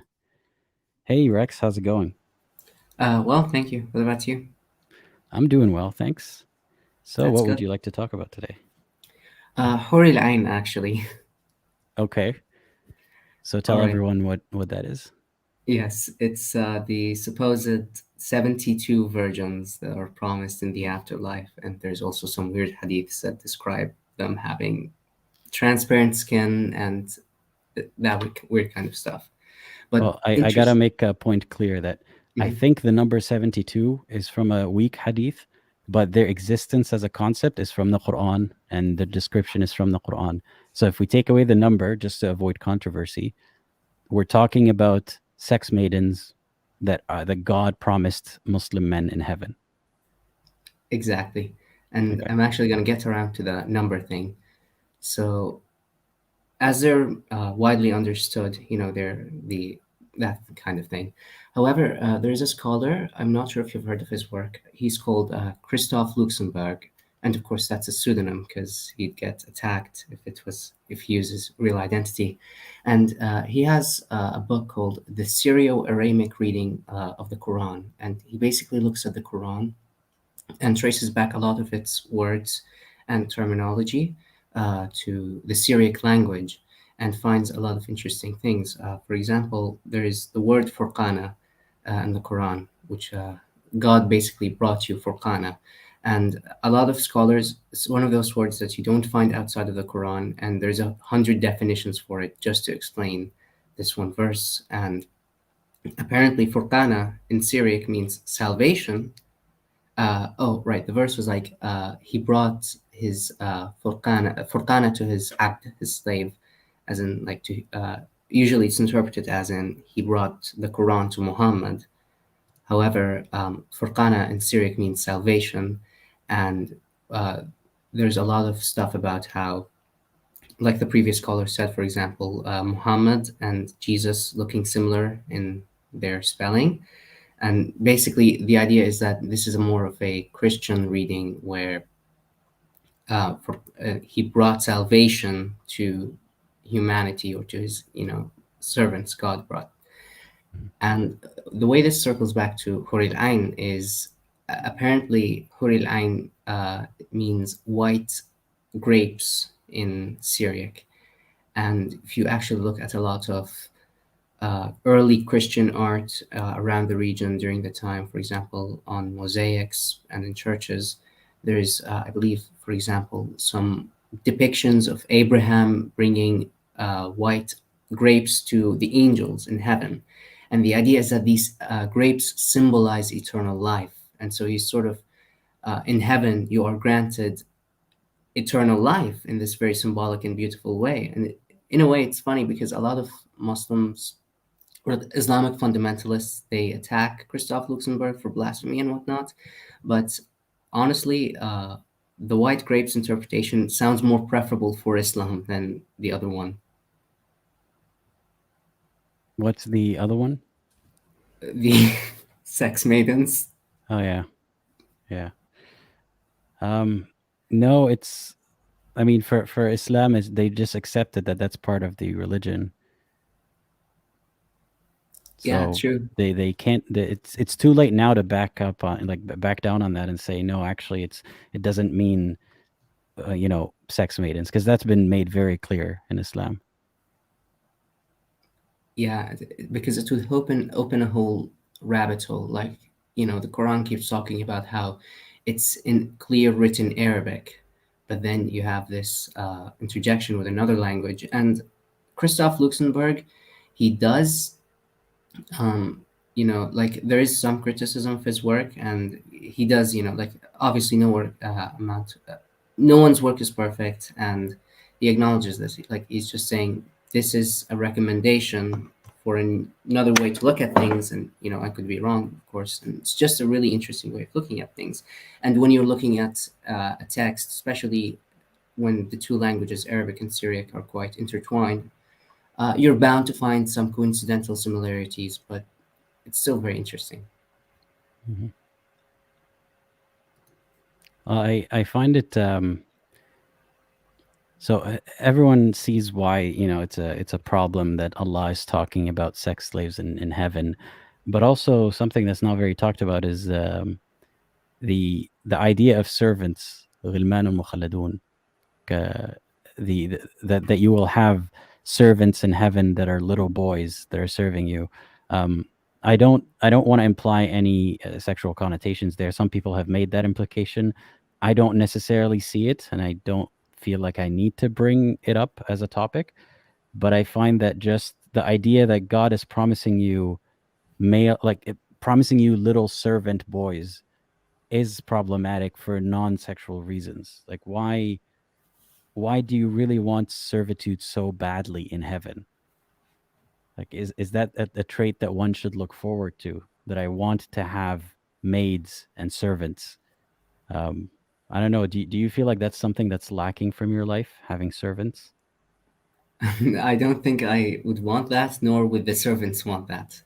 It's really disgusting. Yeah, like even without the any sexual connotations, the very idea of servitude is disgusting, and I feel like you can see it a lot in, especially Arab and Gulf culture, maid culture, the way people have maids and the way they are treated, and the way workers in general are treated, and they're often from like Southeast Asia, heavily underpaid, and the way they're like treated directly by customers. Oftentimes, it's a very condescending kind of way, and there's this idea of like, I want to be served. Why am I going to do this myself? And it's harmful to the person who's being served, because then they're sort of taking away from their own autonomy and taking less initiative in their own life, and obviously it's harmful to the person who is serving them. I mean, and I can understand that. Say you go to an all-inclusive resort and you want someone to bring you your drinks and food to your own table by the beach. I get the appeal of that, though. I feel like I can never do that because I feel like a horrible person. But in heaven, I can have that without actually having a servant, like a human manifestation of a servant. I can have stuff fly to me. So why do I need a servant to feel superior over another human being? right? And it's like, why would you want mansions and rivers of wine in heaven? It's all these very immature or sort of short-sighted.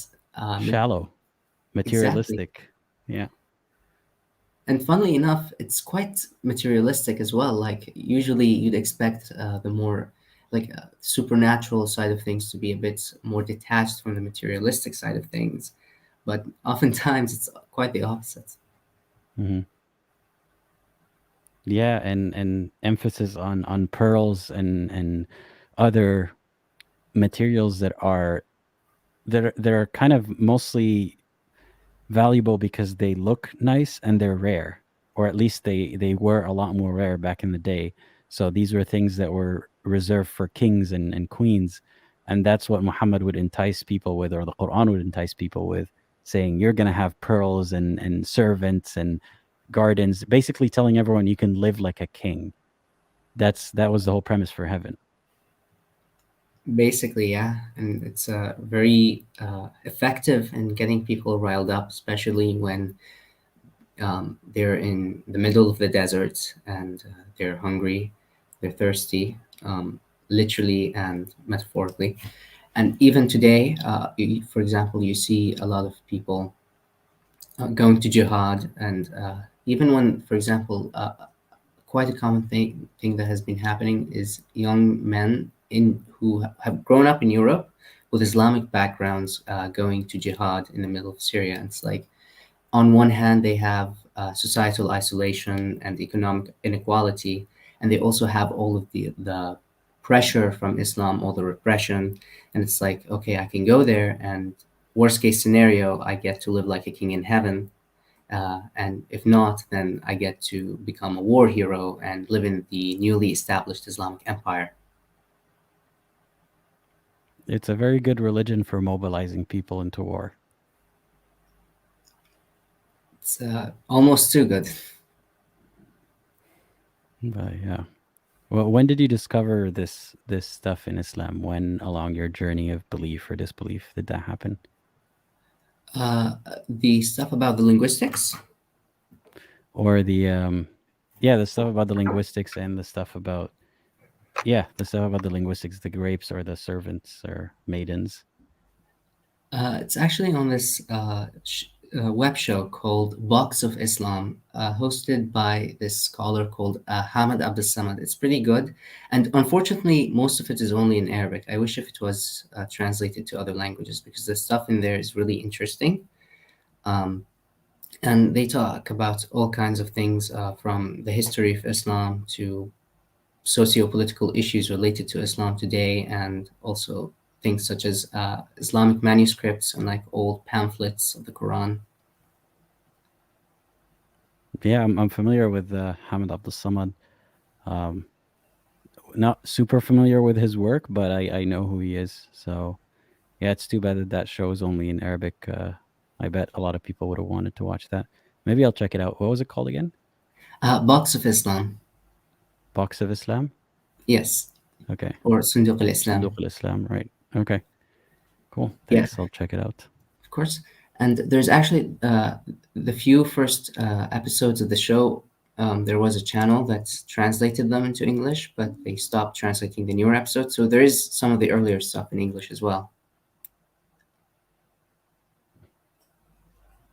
So where are you with your journey out of faith, and what compels you to look into this stuff now that you have already left the religion? I guess on one hand, seeing all of these errors just helps cement how human made all of this is, and how prone it is to the laws and the evolution of language and to people's sort of ignorance. And it just really, it's interesting to also see this from like a historical point of view and see its flaws and have it be a bit more grounded. Like now when I look at the Quran, I think of like, oh, I wonder where that came from in mythology or in linguistics, rather than, oh goodness, this is a terrible book, I don't want to hear it again. It helps sort of normalize it, or not normalize it, but sort of ground it as just another book rather than the Quran. Yeah. And I actually recently met 2 ex-Muslims in real life, and you know, they're generally also like cool people. Then it's not just because they're ex-Muslims, and so that's been really nice to get to connect with people and have conversations that I never thought I would be having in person with them. How did you meet them? Was it through an ex-Muslim space online? So one of them, I like sort of created a philosophy club online based in my circle, and we sort of were discussing things, and it happened to be that way. And another one, I met them through my university, so that was nice. I'm glad that you're able to find people similar to yourself. Thank you. And yeah, that's all really I have to add here. Thank you for having me, and I wish you have a great day. Thanks. Same to you. Take care. Thank you. All right. I will read a couple more comments and then I'll get to the last caller today. Jansen, thanks for the super chat again. Says, I think the best way to reach a wider audience is appearing on atheist channels or collaborations with them. Debates are often useless and attract toxicity. Yeah, I've appeared on a couple of these channels before, but I should try to collaborate with them again. So I think that is my next move. Something I want to comment on. So today I haven't taken any callers who are believers because it's not the topic of the stream, but I saw some comments like this one. Arslan says, actually, you don't have the true understanding of the basics. When we were talking about heavenly sex maidens and boy servants in Islam, and I asked, so is it true or not that you get these maidens? And like that's what I asked. Is it true or is it not? Because they kept saying everything I'm talking about is false. And their answer is, first you have to understand the basics of Islam, then debate on these issues. And I want to talk about this not because of the commenter specifically, but the concept itself. That you would point out, like I did, that it seems very questionable that God in all of his glory, in its glory, why is God a he? But God in all of its genderless glory cares so much about what men in the desert want, about that they want big houses. God is basically very Andrew Tate-ish, right? You get big houses, you get women who sleep with you all the time and can't really say no to you, and you get servants. Doesn't that sound like Andrew Tate to you? And we point out that this is very suspicious, that God is just talking about things that rile up sexually frustrated men to join his religion, and that's about it. God doesn't really seem to care about demonstrating the truth, but more about promises of heaven and hell, torture and rewards that a lot of us aren't even interested in that way. And the apologist's response would be, but we have to debate the basics of religion so that you can then be qualified to make such an assertion or a disagreement. Like, then let's talk about, are you created by Allah or not? Which is something that no one can ever prove, right? But obviously you can't disprove to them a narrative that you're created by Allah, just like you can't disprove that you're created by Jesus or whoever else. But you get lost in these side debates about, yes, what you said was true, but I'm never going to acknowledge that because let's go talk about something else. Let's talk about, then how did the world come to be? Bro, how did we get there from talking about sex slaves in heaven? Like you see what the apologist approach is? Distraction.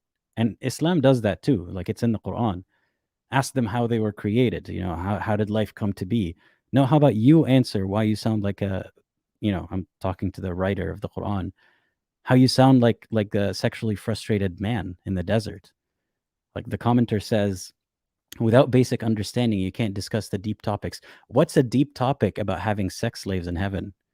Like, don't try to make it into some kind of spiritual, deep, out of your reach topic when it isn't. And that is part of what motivated me to start this channel and motivates me to continue working on this channel. They get away with it in their circles. They get to distract people. It's like a magician, but a magician, I respect them a lot more. Distract you, get your attention away from what's actually happening, and then say, but you don't know the basics. You don't know how you create, who created you or how life came to be. And they don't know either. They just have an assertion. So you don't get to talk about deep topics like superficial promises in heaven and hell. What's so deep about that? So part of why I have this channel is to remind people, to ground them. Hey, no, you're not crazy for thinking that God is a bit too horny in the Quran, a bit too like the voice of a horny man. You're not crazy, and you don't have to do a dissertation on Islam to qualify to say, yeah, this sounds suspicious to me. And don't get sidetracked by people who want to start arguing with you about something that they don't even have the answer to. Like, we don't know how life started, and neither do they. They just have more audacity and confidence in saying that they know. Sad Bean says, sometimes I feel like apologists are just filibustering people. Like, they ramble on and on until people stop caring. Scary part is that it works. Well, it's not going to work here, but yeah. Arslan says, I'm not doing spiritual discussion, but asking you who created you. That question is so loaded because who created you implies that it is a person and it is one. It's a thing and it's one. We don't know what created us or how people came to be, but we cannot go from that discussion or not wanting to get into that discussion to, therefore, you'll have servants in heaven. How did you make that leap?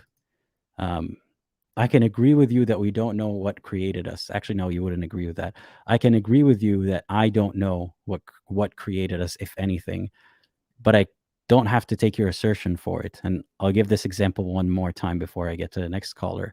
I've given this example before.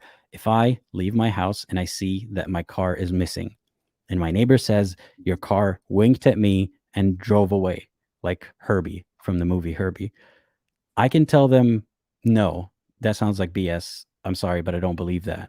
Can you help me, or would you rather get out of my way? And they would say, but you don't know the answer, right? If I'm lying, then what is the answer then? How did your car disappear? Tell me the answer. If you don't know the answer, then it must have winked and driven away. I would tell them, no, just because I don't believe your story, because there is no precedent for that story ever happening. I've never seen a car blink and drive away in real life. I've never seen a creator of life in real life. I've never seen a God. I've never seen anything that could definitively prove a God, a specific God especially. So my approach would be look for clues. If I see broken glass on the ground where the car used to be, I would think someone broke the glass and stole the car. At least that's my best hypothesis for now. Let me call around the city. Let me call the cops, see if they spot it. Let me post about it on, my local Facebook group, whatever it may be. I'll do some investigation. I may eventually never have an answer. I may just someday accept that it probably was stolen, or maybe it was towed and then lost. I don't know the answer, but I don't have to accept that it winked and drove away just because you gave me an answer so confidently. So, yeah. So yeah, the caller is actually needs a break to go get some water. So let me vamp for another minute, I suppose. Give me something to respond to while the caller gets ready. Herman says, just because you find eggs in your garden doesn't mean the Easter Bunny put them there. Muax says, does anyone think that Aladdin's channel is shadow banned? Although I'm subscribed with notifications on, I don't get notifies happens all the time. It's a conspiracy. But seriously, I don't know. I've heard that from a lot of people, unfortunately. Do you have the app notifications on? Because that's another layer. You'd have to make sure that the application, like your phone, Android or Apple, allows the app to notify you. So, all right. I will get to the next caller now, the last caller. Hiha, I hope you're ready. I'm adding you in 3, 2, 1. Hey, how's it going? You are muted. Oh, you're muted again. Hello, how's it going, Aladdin? Can you hear me? Yeah, doing all right. What about you? Is the voice okay? Yep. Oh, I'm muted. No, you're I think there is a delay. Hold on. Where am I supposed to hear you? On YouTube, or is there you could be on StreamYard, option? so not on YouTube. Are you still there? Oh, it's not playing a voice on StreamYard, so there's a bit of a delay here. Hold on, let me figure it out. Okay.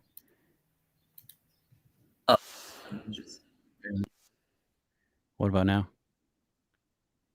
I think maybe I figured it out. All right, can you say something? Yep. Can you hear All me right. now? Yeah, I can. All right, awesome. Yeah, I apparently had the wrong output device set on. All right, so I'm here to talk about something a little bit different, actually. I want to talk about Islamophobia, but before I get to that, I want to respond to a viewer that said that all of the deconversion stories you had were emotional and not rational. For me, my personal story is much more rational than that. Basically, I looked at it from like a philosophical kind of view, a philosophical scientific kind of perspective. And basically, if you think about it, religion is a bunch of sequential hypotheses, right? So there's this idea that the universe came into existence, the universe has a cause, this cause has XYZ properties. And yeah, the universe has a beginning, obviously. And that cause that has XYZ properties is God, and this God is the one that sent Muhammad to you or whatever prophet, and therefore this religion is true. These are like, you cannot really prove hypotheses like these from back to front. Like, you cannot prove that the rhinovirus causes the common cold when you haven't even proven what a virus is, right? Or what a cold is. And yeah, for me personally, I couldn't find like any evidence to prove the base claims to get to the point that Islam is true. So that's basically how I got to it. Many Muslims believe that, scientific miracles, it's like, there's this thing in my holy book from 6,000 years ago, hallelujah, Allah Akbar, my religion is true. That doesn't really work, right? Like, there's so many steps you're missing here. And, even like the point of a scientific miracle, like the Arabic word for miracle is mu'jiza, which is like a paralyzant, right? It's something that you cannot answer, something you can explain, like a magician pulling a car from the back of your ear. It's something you don't know how he did it. That's it. It's supposed to really get attention to the person making the claim rather than full-blown prove the claim. A good example is the Antichrist. Muslims believe the Antichrist will perform miracles. That doesn't prove he's God, right? So it's funny how to see that like people went from there to saying that, miracles actually prove God or prove that someone is a prophet. So that was kind of a funny way to do it. Something to think about in terms of miracles. A miracle, like you said, it's something that we cannot explain. So if I were to go to an uncontacted tribe and show them an airplane, I arrive on a helicopter or a drone, they cannot explain that. They don't know what that is. That is a miracle that is using the laws of physics. It's not breaking reality, but yet somehow is a miracle to those people. Or it might not even involve technology. So there is no link between doing something that people cannot explain or understand and the claim that you're making that has nothing to do with your ability to fly or walk on water or turn water into wine or heal the sick. Because I mean, this is especially very confusing in a world, in a paradigm where people had control over jinn, allegedly, right? Like back in the days of Jahiliyyah and Islam and the days before that, there were people and kings and sorcerers who would control the unseen. They would control the jinn to do tasks for them. So how am I supposed to know if the person is a prophet doing a miracle because God allowed them to break the rules of physics, or someone using jinn, the unseen entities, to break the rules of physics? Like, how are you supposed to determine which one is which? And then how does any of that link to the truth? I mean, I think Muslims would claim that miracles are like superior and that magicians know the difference. But if we don't know magic, then how would we be able to tell? But I think a good analogy is, imagine you're a physician who created a universe in a vat, in a laboratory, and you want to prove that you're the creator of this universe. You will have to show us the process and how you get there in a recreatable fashion. You have to explain the steps to us. You can't just like walk on water and claim, there you go, there's the proof. I created that universe in the vat, right? Like, doesn't work like that. But so I just wanted to share that no, not all deconversion stories are like emotional. My personal story was much more focused on research and trying to figure out what the truth is. And it was very literary, I guess, rather than personal experience based. So did you feel any emotion when you arrived at your conclusions? Not really. So at the end, I got to the point where I wasn't an atheist, but I realized that I'm gonna become one, right? Like I was like in this like bizarre state of mind where it's like I'm still holding onto the religion, even though part of me knows, it's like this doesn't make any sense. I guess that was like a period where emotions might have played more of a role, but there was many years of a more intellectual search before that point, like 3 years, right? So I would say like the emotional part was like a week or two or something, right? Like that was it. But the non-emotional part was like years. And yeah, ultimately, like the emotional part was basically figuring out, like coming to terms with it rather than being the cause of the deconversion. But yeah, so I want to talk about Islamophobia, as I mentioned earlier. So I think that, especially like since, this might inadvertently get a little bit political, but like, I feel like there's this idea that religion is a cause of bigotry, and that if you have less religion, there would be less bigotry and whatnot. And, there's a special focus on Islam specifically. And I don't think that's true. I think bigotry is a complex, multivariate issue. If we want to talk about atheism specifically, we can look at the League of Militant Atheists. That's actually a thing. I know it's cartoonishly evil named, but it's actually a thing that existed during the USSR's era, the Soviet Union. And they committed many atrocities against religious people because they believe that religion is like some sort of a drug that deserves to be fought, right? It's something that makes people come to terms with harsh realities rather than face them. That's how they thought. So they went from giving like atheist lectures and forcing it down their throat, from like these are like the more pacifist means, to sometimes outright committing massacres and destroying holy places and whatnot. So atheists can also like be bigoted. And I think it's very important. While religion does play a role, I completely agree with the idea that religion can play a role in promoting atheism and it can offer a justification. I think it goes much deeper than that. We can look at Eastern Europe today, like the Czech Republic, for example. I don't know if you probably don't know a lot about the politics there, but like their current president, Petr Pavel, he was actually, when running for elections, he was seen as bizarre because he was like, oh yeah, Muslims are fine, because the rest of his society was quite Islamophobic, and other candidates were like, no Islam, no terrorism kind of campaign pushing, right? Like that was one of his opponents, like one of his mottos.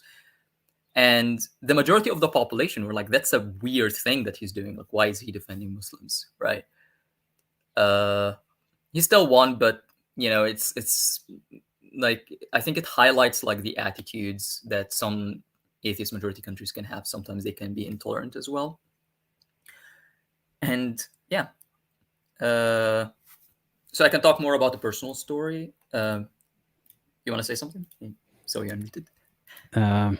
Well, I have many feelings about the word Islamophobia because, as other people have pointed out, why is it only a phobia when Islam is involved? But if we're talking about another religion, it's not a phobia, but a dislike or a criticism.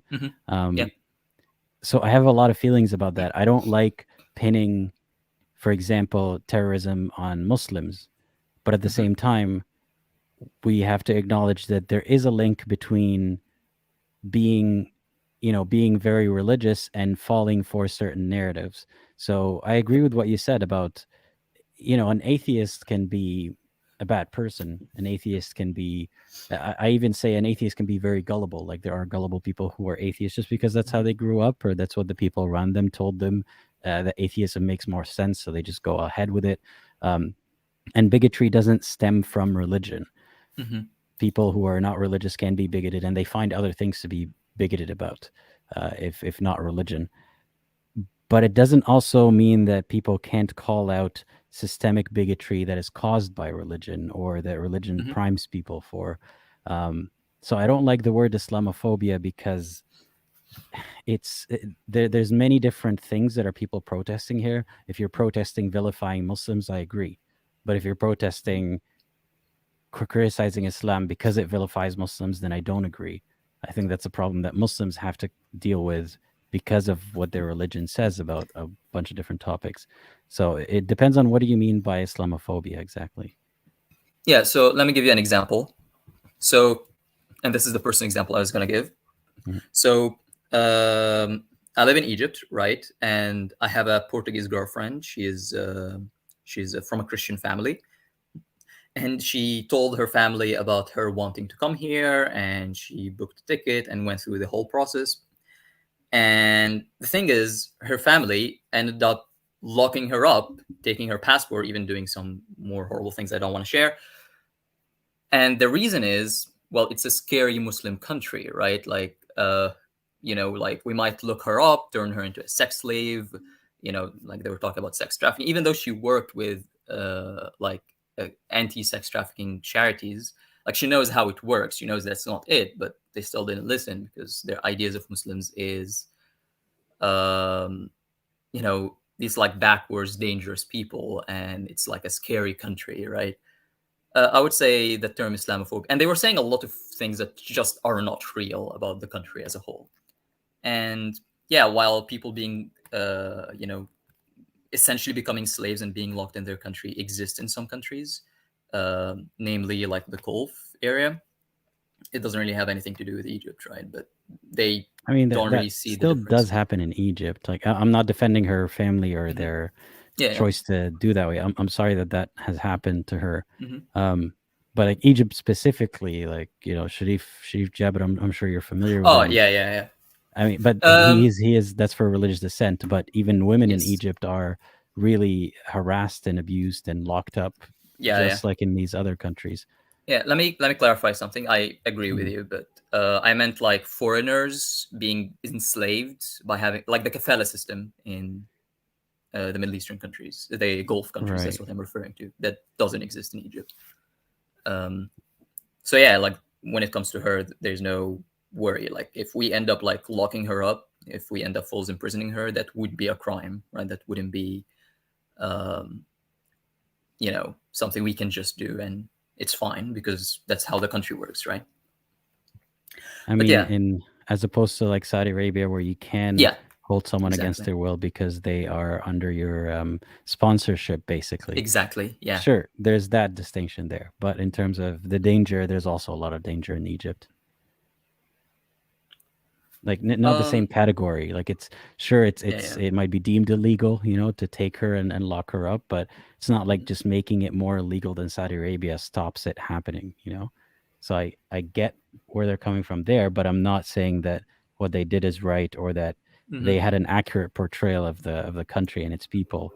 But they might have been mixing up events that happened in the region with things that happened specifically in Egypt. Yeah. Yeah, exactly. And I mean, I don't think it happens in Egypt a lot more than any other country in the world, really. Like, if we look at the crime rates, we kind of stopped counting since 2012 when it comes to homicide rate, because, I mean, it kind of like peaked during the revolution, and then we didn't stop taking statistics. But if you look before the revolution, like homicide rates in Egypt are actually quite low. It's not like a scary, dangerous country or anything. But besides the point, right? The idea here is that a lot of people have this idea that, like the idea was that they were promoting is that every single person that goes to, every single woman especially that goes to Egypt never returns. That's like the narrative that they were promoting. And that if my girlfriend comes to visit me, that's it. They would never see her again. And they even like took my personal details and reported me as a terrorist to the Portuguese authorities, even though they know like I'm an atheist, right? They don't care. It's like I'm from a Muslim background. I have to be a Muslim in disguise that's lying to try to like groom her or something. So yeah. Basically, I'm glad that she was able to get out of that situation. yeah. She wasn't able to visit though, but she probably would be able to next year. But yeah, Oh, I'm sorry the to hear ticket that. is gone. Yeah, yeah. Like she wasn't able to come. She was locked up, and yeah, it was extremely stressful for me, especially because on the day she was supposed to come, they took away her communication, so I didn't. She was a missing person for me, right? They didn't even have like the courtesy to inform me that she's not coming. So like I went through the whole ordeal of like reporting her as a missing person and not knowing what's going on, right? But yeah, that was quite a tough thing to go through. But yeah, we're talking here about like Christians, not Muslims. I don't think it's fair to like paint a religious group in a way like that. But this is like the very thing that they were saying Muslims do. They ended up doing it, right? So which is kind of funny. That's something that I want to highlight this to people. I think a lot of people have this false impression that Christians are generally just better because of Christianity being better than Islam, or less extreme because Christians are, Christianity is a less extreme religion than Islam. I think it's just about time and opportunity and the situation. Yeah. The same people just using religious dogma, be it Christianity or Islam, could end up locking up their daughter and preventing her from going somewhere because they think they know what's best for her. It may even be a secular, non-religious form of oppression that way. So I find it to be a bad comparison when people say, well, look, Christians are living happier now and they're less oppressive. Well, that's because a lot of time has passed and we're not looking at the less mature version of Christianity that existed a few hundred years ago. So yeah, it's good to remember that it's not really about the label specifically or the people being bad. It's about the mechanism itself. Yeah, and to further highlight that point, if you look up at the top 10 countries by homicide, they're all actually Christian majority, especially like Latin American countries, right? So yeah, meanwhile, like Emirat and Qatar have some of the lowest homicide rate. I don't think Emirat and Qatar are exactly like symbols of tolerance, but yeah, I just thought it's worth pointing that out. It has a lot to do with like socioeconomic conditions and history and things like economics, like I don't want to explain complex economic systems with things like unequal exchange, which is basically like if you mine cobalt in Congo or you do IT in India, you just get paid less and your country receives less resources than if you were to do that in Australia. Like, Australia is also a cobalt producing country, and the miners there get paid much better than a child slave in Congo, right? And both of these are Christian, by the way. So yeah. I also wanted to talk about like the idea of less mature Christianity. Like, so I assume you're familiar with the history of Wahhabism, right? To some extent. Okay. So basically, Muslims were much more tolerant than they are today. So, for example, the Ottomans in the year, let me get you the year exactly, in the year 1858, have decriminalized homosexuality when it was not even criminal in the first place. That was during the Ottoman Caliphate, right? And the reason they did that is basically to give like the metaphorical middle finger to the British. It's like, look at the Catholic Church or the British Church and how like intolerant they are. We're not like them, right? So it was kind of like to flex on the British. And it wasn't even criminal in the first place. You have a caliphate that was openly gay, Al-Hakim II, I believe he was in the Abbasid era. It's, Muslims didn't really, I'm not saying Muslims didn't think of homosexuality as a sin, but they didn't really think it's their place to judge other people for their sins. Nowadays, it's kind of inversed, right? Nowadays, like you see the West being the more gay tolerant people, while the Middle East is the more homophobic place. So there's like kind of an inversion here. So it's not like things necessarily get better with time. With the case of Islam specifically, it got worse with time. And there's historical reasons for that, right? Like I mentioned Wahhabism. Wahhabism was initially like a small cult established like approximately 200 years ago by someone called Muhammad ibn Abdul Wahhab.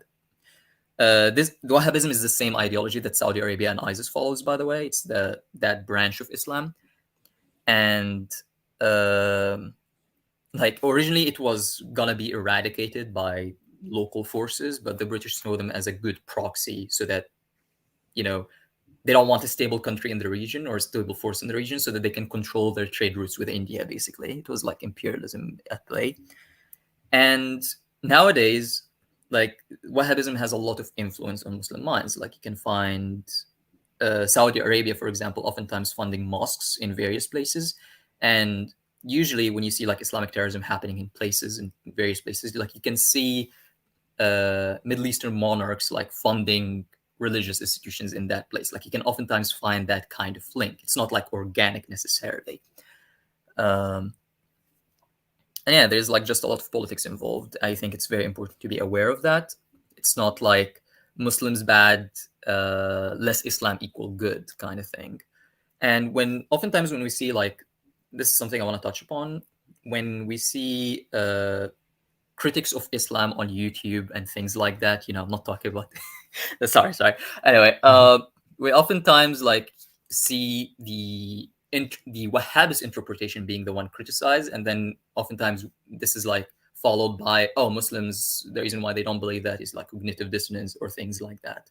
And sure, I'm not necessarily going against that narrative, but it's important to realize that this is not like, this way of thinking isn't like as historical as people would like to believe it is. Like, sure, people like Ibn Taymiyyah existed before Wahhabism, but that kind of version or interpretation is, at least if you look at recent history, if you look at like the last 500 years, it's actually the last like 40% of those 500 years where it became like a thing, right? Well, I want to play devil's advocate here for a second. My problem with, like, the reason why I tackle the interpretations that might seem like easily scapegoated as Wahhabi or Salafi or something of that sort is those are the most clear interpretations. Yeah. It's good that at some point in history those weren't mainstream, but that's not because Islam has more potential of being good than this. It's because these interpretations were ignored for one reason or another. But if you go back to basics, if you look at how things fit together, these are the most defensible in terms of the most literal or fundamentalist. Yeah, and they require the least amount of reinterpretation and stretching. Like if you want to play it safe and not piss off God, that's what you need to do. And that's the problem with it is I always make it, and I know you're not talking about me specifically, and I wouldn't take it personally even if you were, but I make it a point to make it clear, I don't think most Muslims believe this the way that I'm saying it is. But the problem is you never know. It's like Schrodinger's belief. Till you tackle that point, you never know where that conclusion is going to be, because if they're swayed by some apologetics that say it's not as bad as the verse reads, then that's good, I guess, in the meantime. But if they read it literally and if they see what the scholars have been saying about it, then they will be swayed to have a bad belief or a harmful belief. So if the source material is rotten to the core, it's problematic to the core, then I get that Salafism and Wahhabism are more extreme interpretations, but they're the most linguistically valid, in my opinion. And that's the problem. Agree. Yeah, I completely agree. Agree. Yeah.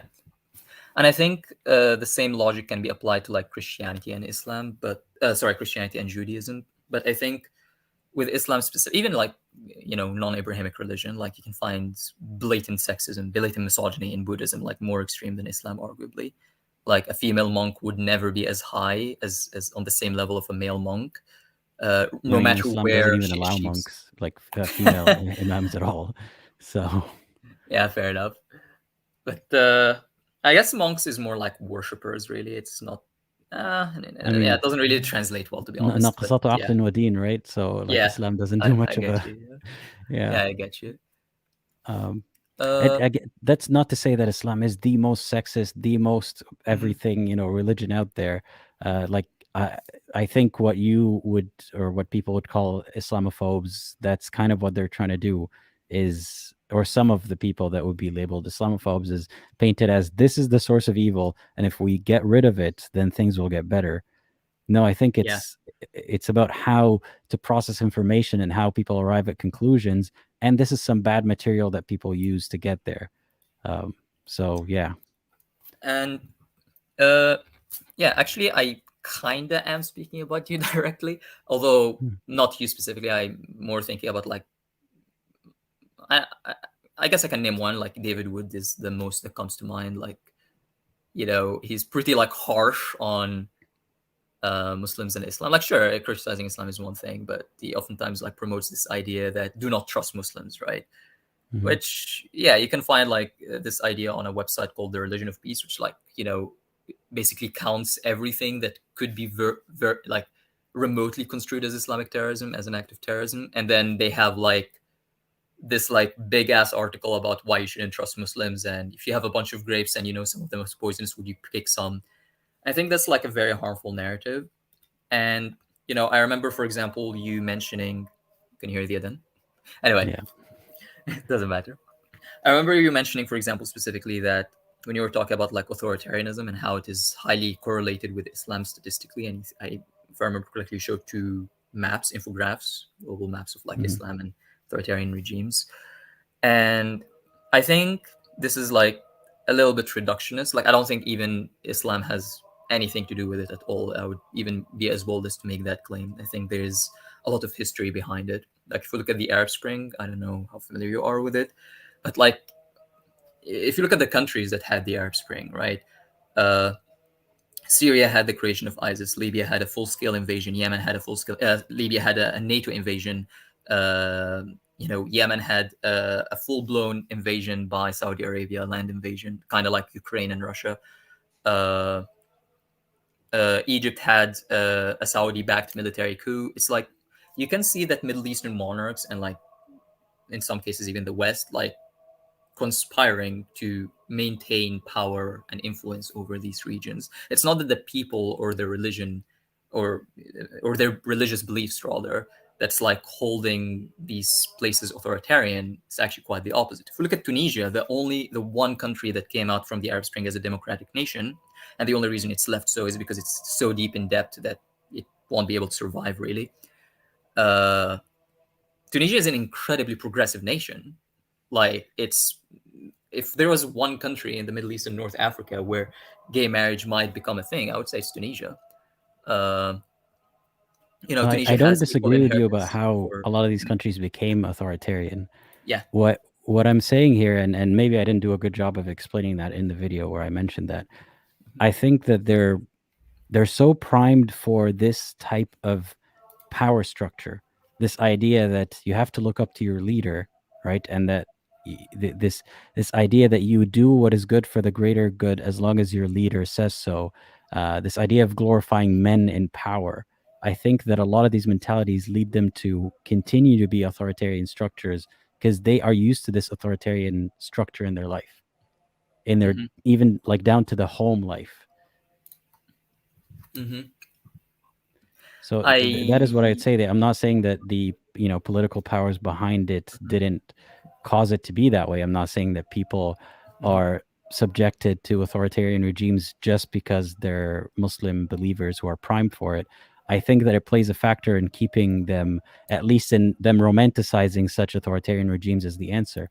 Like in Egypt, for example, the idea that the military, Sisi, is going to save everything. It's a similar mentality to people thinking that there's one solution, there's one answer, and that the rules are above us, that person is above us. Yeah, and I may not have a good point there. So what do you think? I think if you ask the average Egyptian what did they think of Sisi, you're going to hear a lot of vulgarity. Let's just put it that way. I mean, I can understand that religion is oftentimes weaponized. That is definitely a thing, and it is a tool. Just like democracy is actually a tool for authoritarianism. If you look at George Bush's speech about the invasion of Afghanistan, he says, like, I conferred with God, and God told me I have to go save these people. They yearn for freedom and democracy. Right? He weaponized Christianity and liberal values to promote American terrorism, because what was happening in Afghanistan is terrorism, right? So it's like, yeah, the Soviets weaponized atheism as a conduit for terrorism. I think, again, religion itself, does it like promote similar things? Yes, to an extent, but for 99% of people, I don't think that applies. And 99% is like an extremely conservative number. I don't think, you know, the average authoritarian regime is so because people believe in God. Like or even like, I don't think that's even a variable, to be honest with you. So yeah, I think when talking about like the state of Muslims today, it's very important to like highlight the context and how we got there, especially if we talk about like things like bigotry, right? And to highlight that, yeah, that's not like a Muslim specific problem. Islam can provide a context, religion can provide a context, but is it a variable in bigotry? Sure. So you can find some like bigoted scripture that is true, and some people will take that to heart. But I don't think that even applies to 1% of people who are bigoted. So I think it's much more multivariate and complex than that. I agree with you that it's more complex than that, but I disagree that with the degree that we're giving religion a pass in this. I mean, sure, there are underlying reasons why people are bigoted, but it doesn't help when the religion specifically encourages that kind of thinking. Yeah. I mean, okay, and there are many other factors to it too, but there are ways that Muslim people in my life are bigoted that has nothing to do with the Quran telling them to be that way or a hadith, but just that Islam has made it almost divine and accepted to be bigoted in certain ways. It's normalized the concept itself, right? Like it didn't build a good foundation for anti-bigotry. I agree. To the point that, it empowers a lot of Muslims, and this is not a Muslim specific problem, obviously, and I always make that clear, but it empowers those believers to feel like they can be bigoted in certain areas and then be anti-bigotry in areas that affect them, because that's kind of what Islam promoted in many of the narratives that they took to heart, where a prophet would be, oppressed, and then the prophet would do something very oppressive, but that's fine because it's, as long as the people who are being oppressed are not the believers, the good people, the in-group. And I think religion's biggest problem is this whole in-group, out-group mentality, or at least the religions like, Islam or Christianity, the ones that preach, the ones that have these groups. So I think it's a huge factor is religion, but it's not the be-all, end-all. It's not like you take religion out, people are going to be better. You have to teach them why that way of thinking is wrong. Yeah. Yeah, it seems basically we agree. Just the level of influence religion has is kind of like the link that doesn't really matter. Like, yeah. So the reason why I'm bringing this up is because sometimes I see comments like generalizing things about Muslims. Like, I just like got bothered by that a little bit. It's like, you're saying that, oh, like everyone around me is like this. Like, no, like that's. Yeah, I'm talking about like your channel and even the chat here today. It's like, yeah, I don't think generalizations are ever a good thing. I think we should be careful before we generalize anything about any group, really, unless, I mean, we should be extra careful. Like sometimes generalizations can be true, but we have to be extra careful before making a generalization. Well, I see some comments and I reprimand them when I do see them. But do you find that I am general in my approach? No. I don't think like you promote it necessarily or like explicitly, but I think given the atmosphere, that post George Bush American propaganda atmosphere that was created around Muslims, which maybe doesn't really exist in the United States today. Maybe Americans look at the past and it's kind of like looking at World War II propaganda at this point. Like you can kind of tell what they're doing and maybe even laugh at it. but in many places, like especially in Europe, the influence of that era still lingers, and the influence of American propaganda actually is still like translating there. You can find that especially pronounced in Eastern Europe, but not exclusively. And I think like, this is something we have to put into consideration. Like, I think this is like one of the reasons why, even in America, even in many countries, you see like this cultural war, I guess. You oftentimes see ex-Muslims alienated by all political sides, because conservatives might not be willing to give ex-Muslims like a voice might be willing to give ex-Muslims a voice, but oftentimes for an agenda, like, Islamophobic agendas and whatnot. And, I've definitely seen examples of that where ex-Muslim voices were weaponized into, this is why we don't want Muslims here, but ex-Muslims are welcome. They're kind of like being used in a way, while progressives don't want to give a voice to ex-Muslims, even though they might represent their values, because they don't want what they have to say to be weaponized. And I think when you're an ex-Muslim speaking publicly, you kind of have, in English specifically, like, there are certain things, certain impacts that one has to be aware of and careful of, that, it's important to navigate around them. And so what can someone do differently? I mean, one thing that I've always done to avoid such circles is, for example, I've never collaborated with David Wood, for example, because not only because I think he's inconsistent in his approach, because his own religion is also full of problems, but he's really putting Islam under the microscope. But also I see a lot of his audience, the way, the general language that they use, you can tell that those are not people who are there because they care about the people who were harmed by Islam, or because of any good or constructive purpose. They're just there because they're looking for someone to blame for problems. So they're happy to be like, oh yeah, that's how an Abdul talks. Like, that's one thing that I've made public comments about before, and I even posted about this. I don't like the language used by some of these people to say, for example, an Abdul, right? An Abdul is like a slur for a Muslim almost. So my approach has been to call out such comments and to like correct people's language when they do use such language, and to not inadvertently get a following of the wrong kind of people. And it's been really slowing down my growth on YouTube, but I think it's worth it. Another thing I'm planning on doing is, like, Christian Prince is one of those people who has very aggressive audience and a very aggressive approach, and I would like to talk to him at some point soon and just have a conversation with him about Christianity, about his approach to criticizing Islam and all that kind of stuff. Because once I do that kind of thing, I see a lot of Christians turn on me immediately and say, "Oh, so you're just a Muslim in disguise." Like, it's this idea that Muslimness is a trait or a quality or a kind of person, and so I get everything that you're saying here. I just don't know how, like, I can toe that line anymore, or what can I do to make sure that my words aren't weaponized, but at the same time that I'm not walking on eggshells, I see. So first of all, let me just start by saying that you're doing an extremely good job. Like, I think you are one of the healthiest outlets out there in terms of like promoting dialogue, I guess. I'm not sure what the right word here when it comes to addressing or criticizing Islam.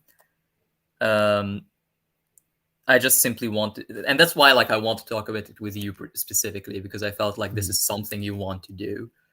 But I guess I wanted to like address it in a more direct way, because it's like, if you look at history, like, there has been times where Muslims were the most tolerant religious group, believe it or not, on the planet, while Christians were in the Dark Ages, and meanwhile Zoroastrians were publicly practicing. No one cared about homosexuality. Alcohol, well, God will judge you for that.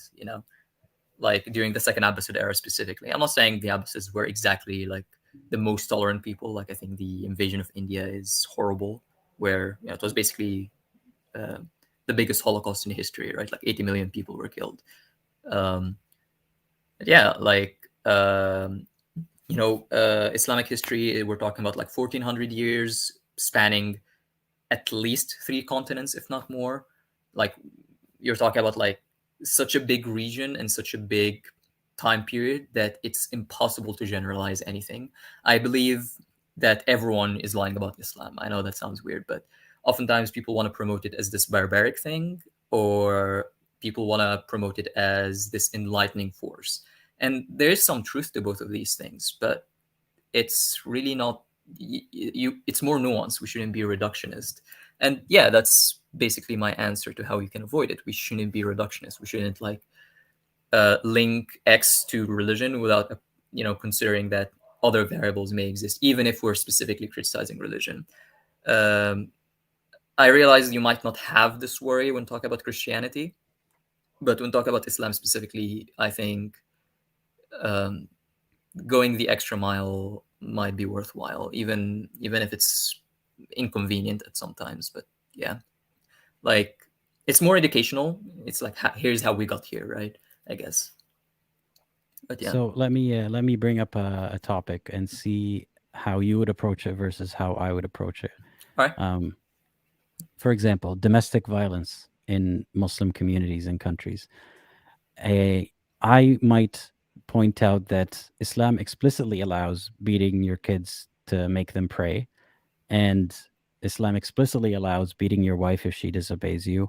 And even though most Muslims may not be explicitly aware of these sentiments, a lot of them carry that kind of behavior or do it in their household, and it is covered up by other Islamic sentiments that, the man of the house is the one who's responsible for this kind of stuff, that you shouldn't talk about other people's business, that is backbiting.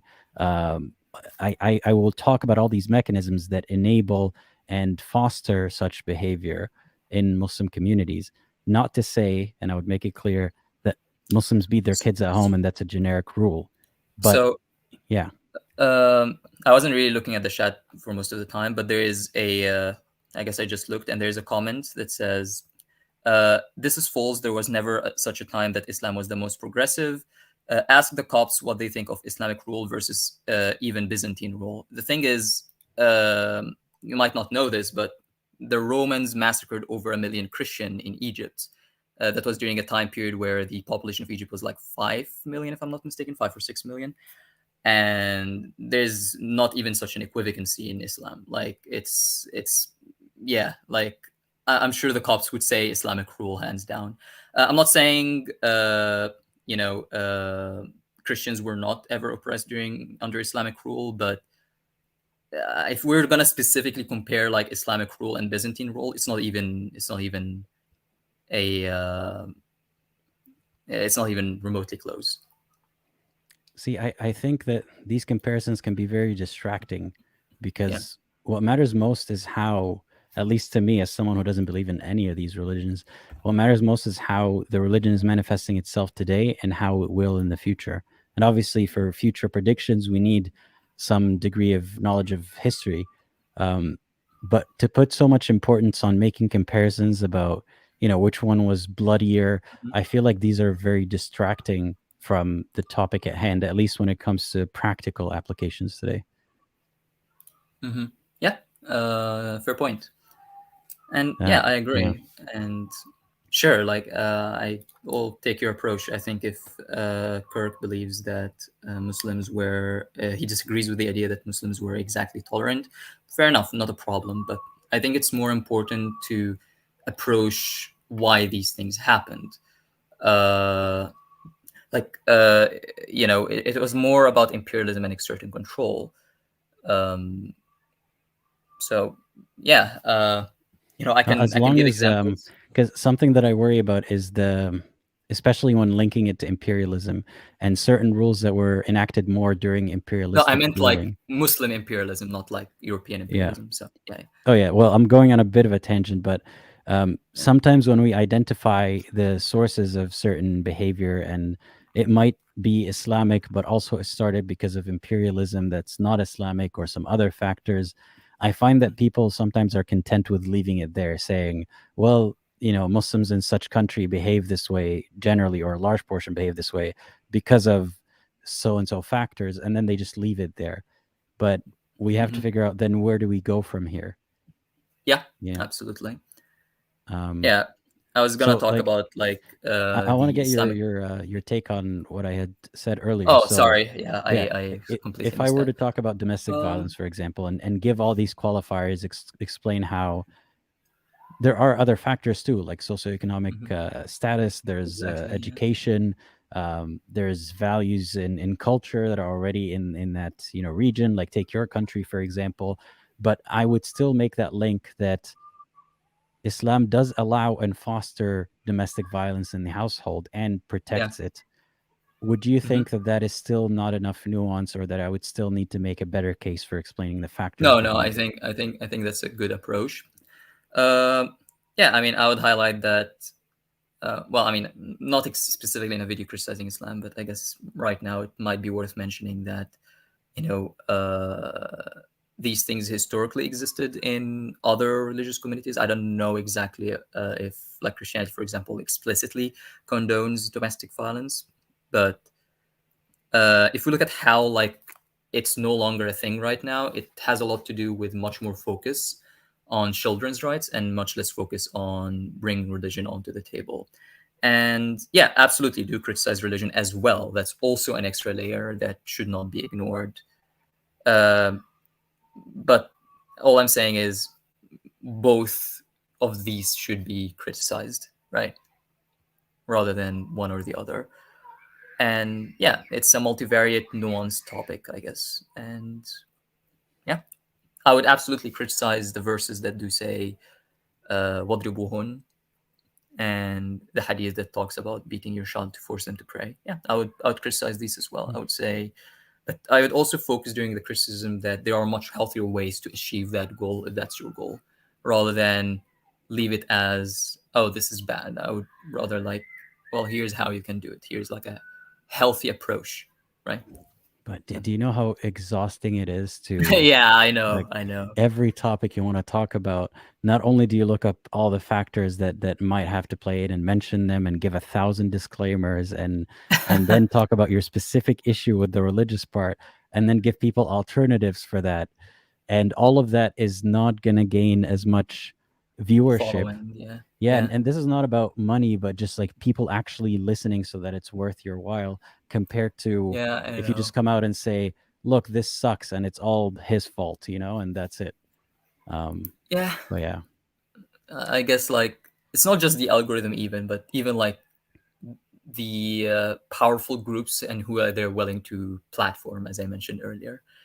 And people's yeah, attention spans too. Like yeah, as people well as want that. simple, bite-sized, answers. Things suck because of Islam. Things suck because of Christianity versus Islam, so on. So yeah, it's difficult to Yeah. do every topic justice in every context all the time. Mm-hmm. Yeah. That's all. I just yeah, that's really all I wanted to say. I basically I know this is not what you're doing, but I think the narrative, I wanted to speak against the narrative that, oh, if religion goes away, all will be fine, which I've noticed that kind of narrative in every single, religion criticizing group online, I guess.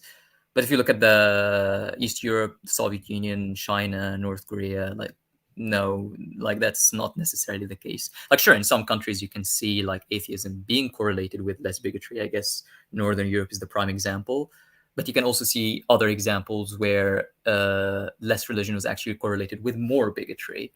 So it's not as simple as let's be bigoted towards religion so that we can have less bigotry. Let's be intolerant towards intolerance, and intolerance in this context being religion, and that way we will have tolerance. That's I want to criticize that mentality. I think that's all.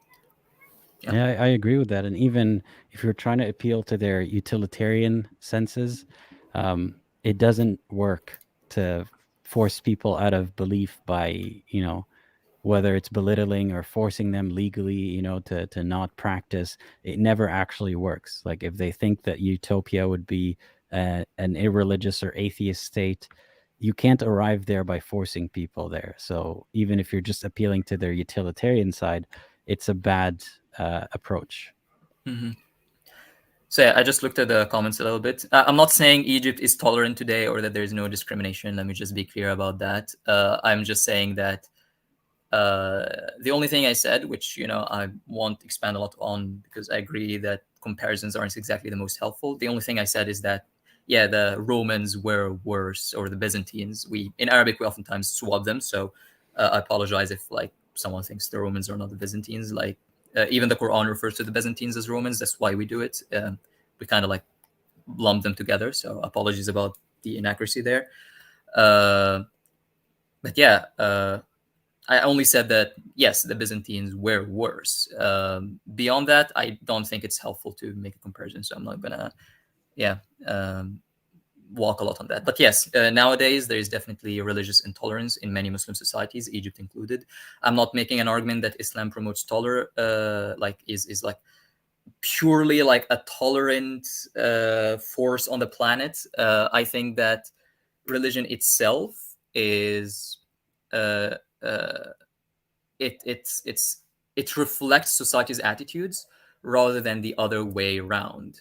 And religion then solidifies these attitudes. So that's I think that's the biggest harm religion can do. It's not the teachings itself, it's how it can solidify and make people stuck in history. I think a former caller, what was his name?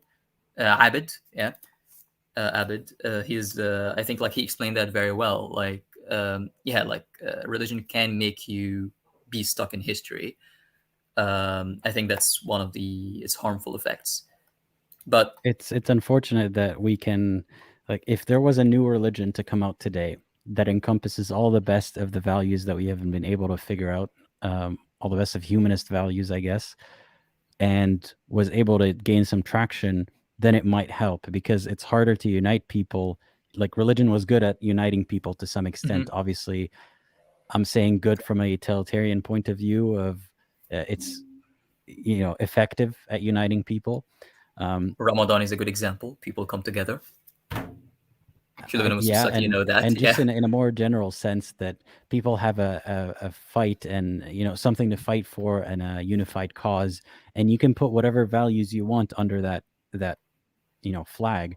But since a while now, and for the foreseeable future, there's not going to be any new religions, because people know better. The mechanisms that got people into religion before, like miracles, for example, that's not a thing that works as effectively as it used to. It can only work Mm-hmm. in establishing current religions like Islam and Christianity. Maybe it'll work on keeping people in those religions, but it's really hard to start a new religion and become a major world religion. Yeah. So we Especially need some kind today, of non-God religion. Oh yeah, karmic religions don't. I mean, not all karmic religions, but I guess Buddhism is the prime example. They don't really have gods. And by the way, Kirk, no, I'm not defending Islam. I explicitly criticize Islam over and over and over. The only thing I was not harsh on, and the only thing I rejected to be harsh on, is the generalization of Muslims and Islamic history. I even talked about a less known fact, which is I'm both from Egypt and in Egypt. I even criticized the Islamic invasion of India, which is something that is under talked about. And this is something I touched upon a little bit ago, it was about exerting control. Muslims, when they went to India, they didn't want people to convert. They enforced a policy of Islam, extortion, or death. It was really horrible. That's how 80 million people were killed. And basically, the way they would know, they wanted to make sure people don't convert, right? So the way they did that is by taking off people's pants and basically forcibly circumcising them, which, by the way, the history of circumcision in Islam is kind of interesting, because it didn't actually exist. If you look at the hadith, you can figure out that it wasn't a practice during the Prophet's time. There's even by Uthman ibn Abi al-As, there's a hadith where he says, "Inna kunna la na'ti al-khitan ala ahdi Rasulillah," which is sahih, by the way. We did not attend or perform circumcisions during the Prophet's era. That's what the hadith means. It was later introduced for more political reasons. It's like a hazing practice. This is how you become Muslim. And it's a bigger commitment than just a shahada, right? Exactly. And basically the reason why they put that is they didn't want people to become Muslim. They wanted the money from the extortion, or to take all of their property if they were to be killed. Because if you were to be killed, your wives would be taken as your wife and children would be taken as slaves, and your property will be taken by the soldiers. So that's what they wanted to happen. Now, interestingly, when they got to the Philippines did something else, which is why circumcision is practiced in the Philippines today. It's a rite of passage. This is how you become an adult. Filipinos who were Christian, and still are, I guess, basically pretended to be Muslims. And what they did is they would circumcise their children just before they reach puberty and claim that this is how you become a man, this is how you become an adult. And it was actually, this is how you become a first-class citizen. This isn't how you avoid being a dhimmi, right? So yeah, it's this is like a horrible, horrible thing that Muslims did. I'm being harsh here. Like, I don't think this is, me not being harsh on how Islam was weaponized to commit a lot of crimes. As I literally said, it was used to justify the biggest Holocaust in human history. Like, the Nazis have nothing on that. The Nazis killed 13 million people. The only thing I'm defending, again, is I'm saying that not every Muslim society was as regressive as every non-Muslim society. It's much more nuanced and complex than that. That's all. I didn't say anything beyond that. I didn't defend Islam at all. I completely agreed with every criticism Aladdin pointed out to me about Islam. I didn't even disagree on a single one of them. So I don't know how exactly am I defending Islam. I didn't take a single piece of Islam and say and defended it. I didn't do that. I don't think I've ever done that here. Well, have you ever thought about talking about these topics and your research and this approach that you're hoping to see other people take? Have you ever considered doing that yourself? Like having some platform yourself? Not directly, but I did do something and I was kind of ghosted on it. I approached this YouTuber and asked to, anyway, you know the rest. What happened? Reply to me on Discord. Oh, okay. That was you. Yeah, that was me. I was waiting on you. I sent you a message. I thought you were still doing your exams. Oh no, I'm done. I sent you an email recently, like 4 days ago, and I'm sorry. I didn't see that. Don't worry about it. Yeah, I guess I'm thinking of doing like a different type of activism, but not while I'm in Egypt, I guess. Fair enough. But yeah, I do have my plans, although it's not about religion specifically, but it's very religion adjacent. Okay. Yeah. Well, I hope that you get to do that, and I hope you get to do it safely. Yeah, hopefully. But yeah, I'm not exactly thinking about criticizing religion. It's more like activism, and I'm not going to share more details here, but you probably have an idea or another about how activists are treated in Egypt, so that's why I don't want to do it here. Yeah, like, I don't know if you know about like Aya Hagazi, for example. There's obviously Sarah Hagazi as well. You probably know more about her, but Aya Hagazi, Sarah Hagazi was the girl that raised the homosexual flag in a concert. She was tortured. She was sexually violated in prison. She was effectively exiled to Canada, and then she committed suicide because of the PTSD and alienation that she felt there. And yeah, this is a horrible story, but at least you might say, well, homosexuality is like a challenge to authority and society and whatnot, which is not a defense, but Aya Hagazi did something way less controversial. She helps street urchins. She made an organization called Biladi where she helps kids that are on the street, homeless kids. She was arrested for that, right? And the only reason she was let out was because Trump directly intervened and asked about her by name to be released. And, funny enough, because Trump didn't do it out of humanitarian purposes, turns out he was trying to score some points, and Ahagazi actually started campaigning against him, But yeah, that is funny. But yeah, being an activist. So she was arrested because she made the government look bad, that she was No. Oh, yeah, basically, I guess. She was... Because I'm trying to think of a reason that, like, she's done something to help more people than the government with more resources, and that's why they didn't like it? I guess, like, the Egyptian government kind of doesn't like to acknowledge the issues that we have. So basically every humanitarian group is under the influence of the government. Like, you have the Women's National Council, for example, which is a government subservient organization, but you do not have like a women's rights political party. That doesn't exist, and it would never exist. You know, you even have like Nawal Saadawi. She's, you know, really the world's most prominent feminist. If one were to name one, she was on Times Magazine. She's Egyptian. She might not be as popular in the West, but yeah, she was arrested multiple times, and she called out this specific problem specifically, that, yeah, if you want to change Egyptian society, you have to be subservient to the government. You cannot challenge the status quo. Otherwise, you would be persecuted. And yeah, there are similar stories in India where people were building wells, like Christian monks were building wells for villages that didn't have access to water, and they would be arrested, taken as political prisoners by the Indian government. It's like, yeah, this is like the government's job. You're not supposed to do it on your own, kind of thing, I guess. Like, we don't like any activism or any challenge to society. Or by we, I mean the government. I'm not including myself in that. Mhm. So even the most innocent activism is not tolerated by this regime. Well, I hope that you get to be the activist that you want to be, but safely. Yeah, hopefully. And yeah, I guess that's it for today. And hey, are you? I think I'm your last caller, right? Yeah. All right, I'll be waiting on you on Discord, hopefully? Question mark. Okay. Yeah. All right, I'll awesome. send you a message. Sorry for throwing that out there in public. All right. No, that's okay. Yeah. Thank you for talking to me. Yeah, likewise. All right. And I hope you have a great rest of your day. Thank you. Take care. You too. Have a good Bye-bye. day. And thank you, everyone, for listening. Hope you all have a great and amazing day. Thank you for having me. Goodbye.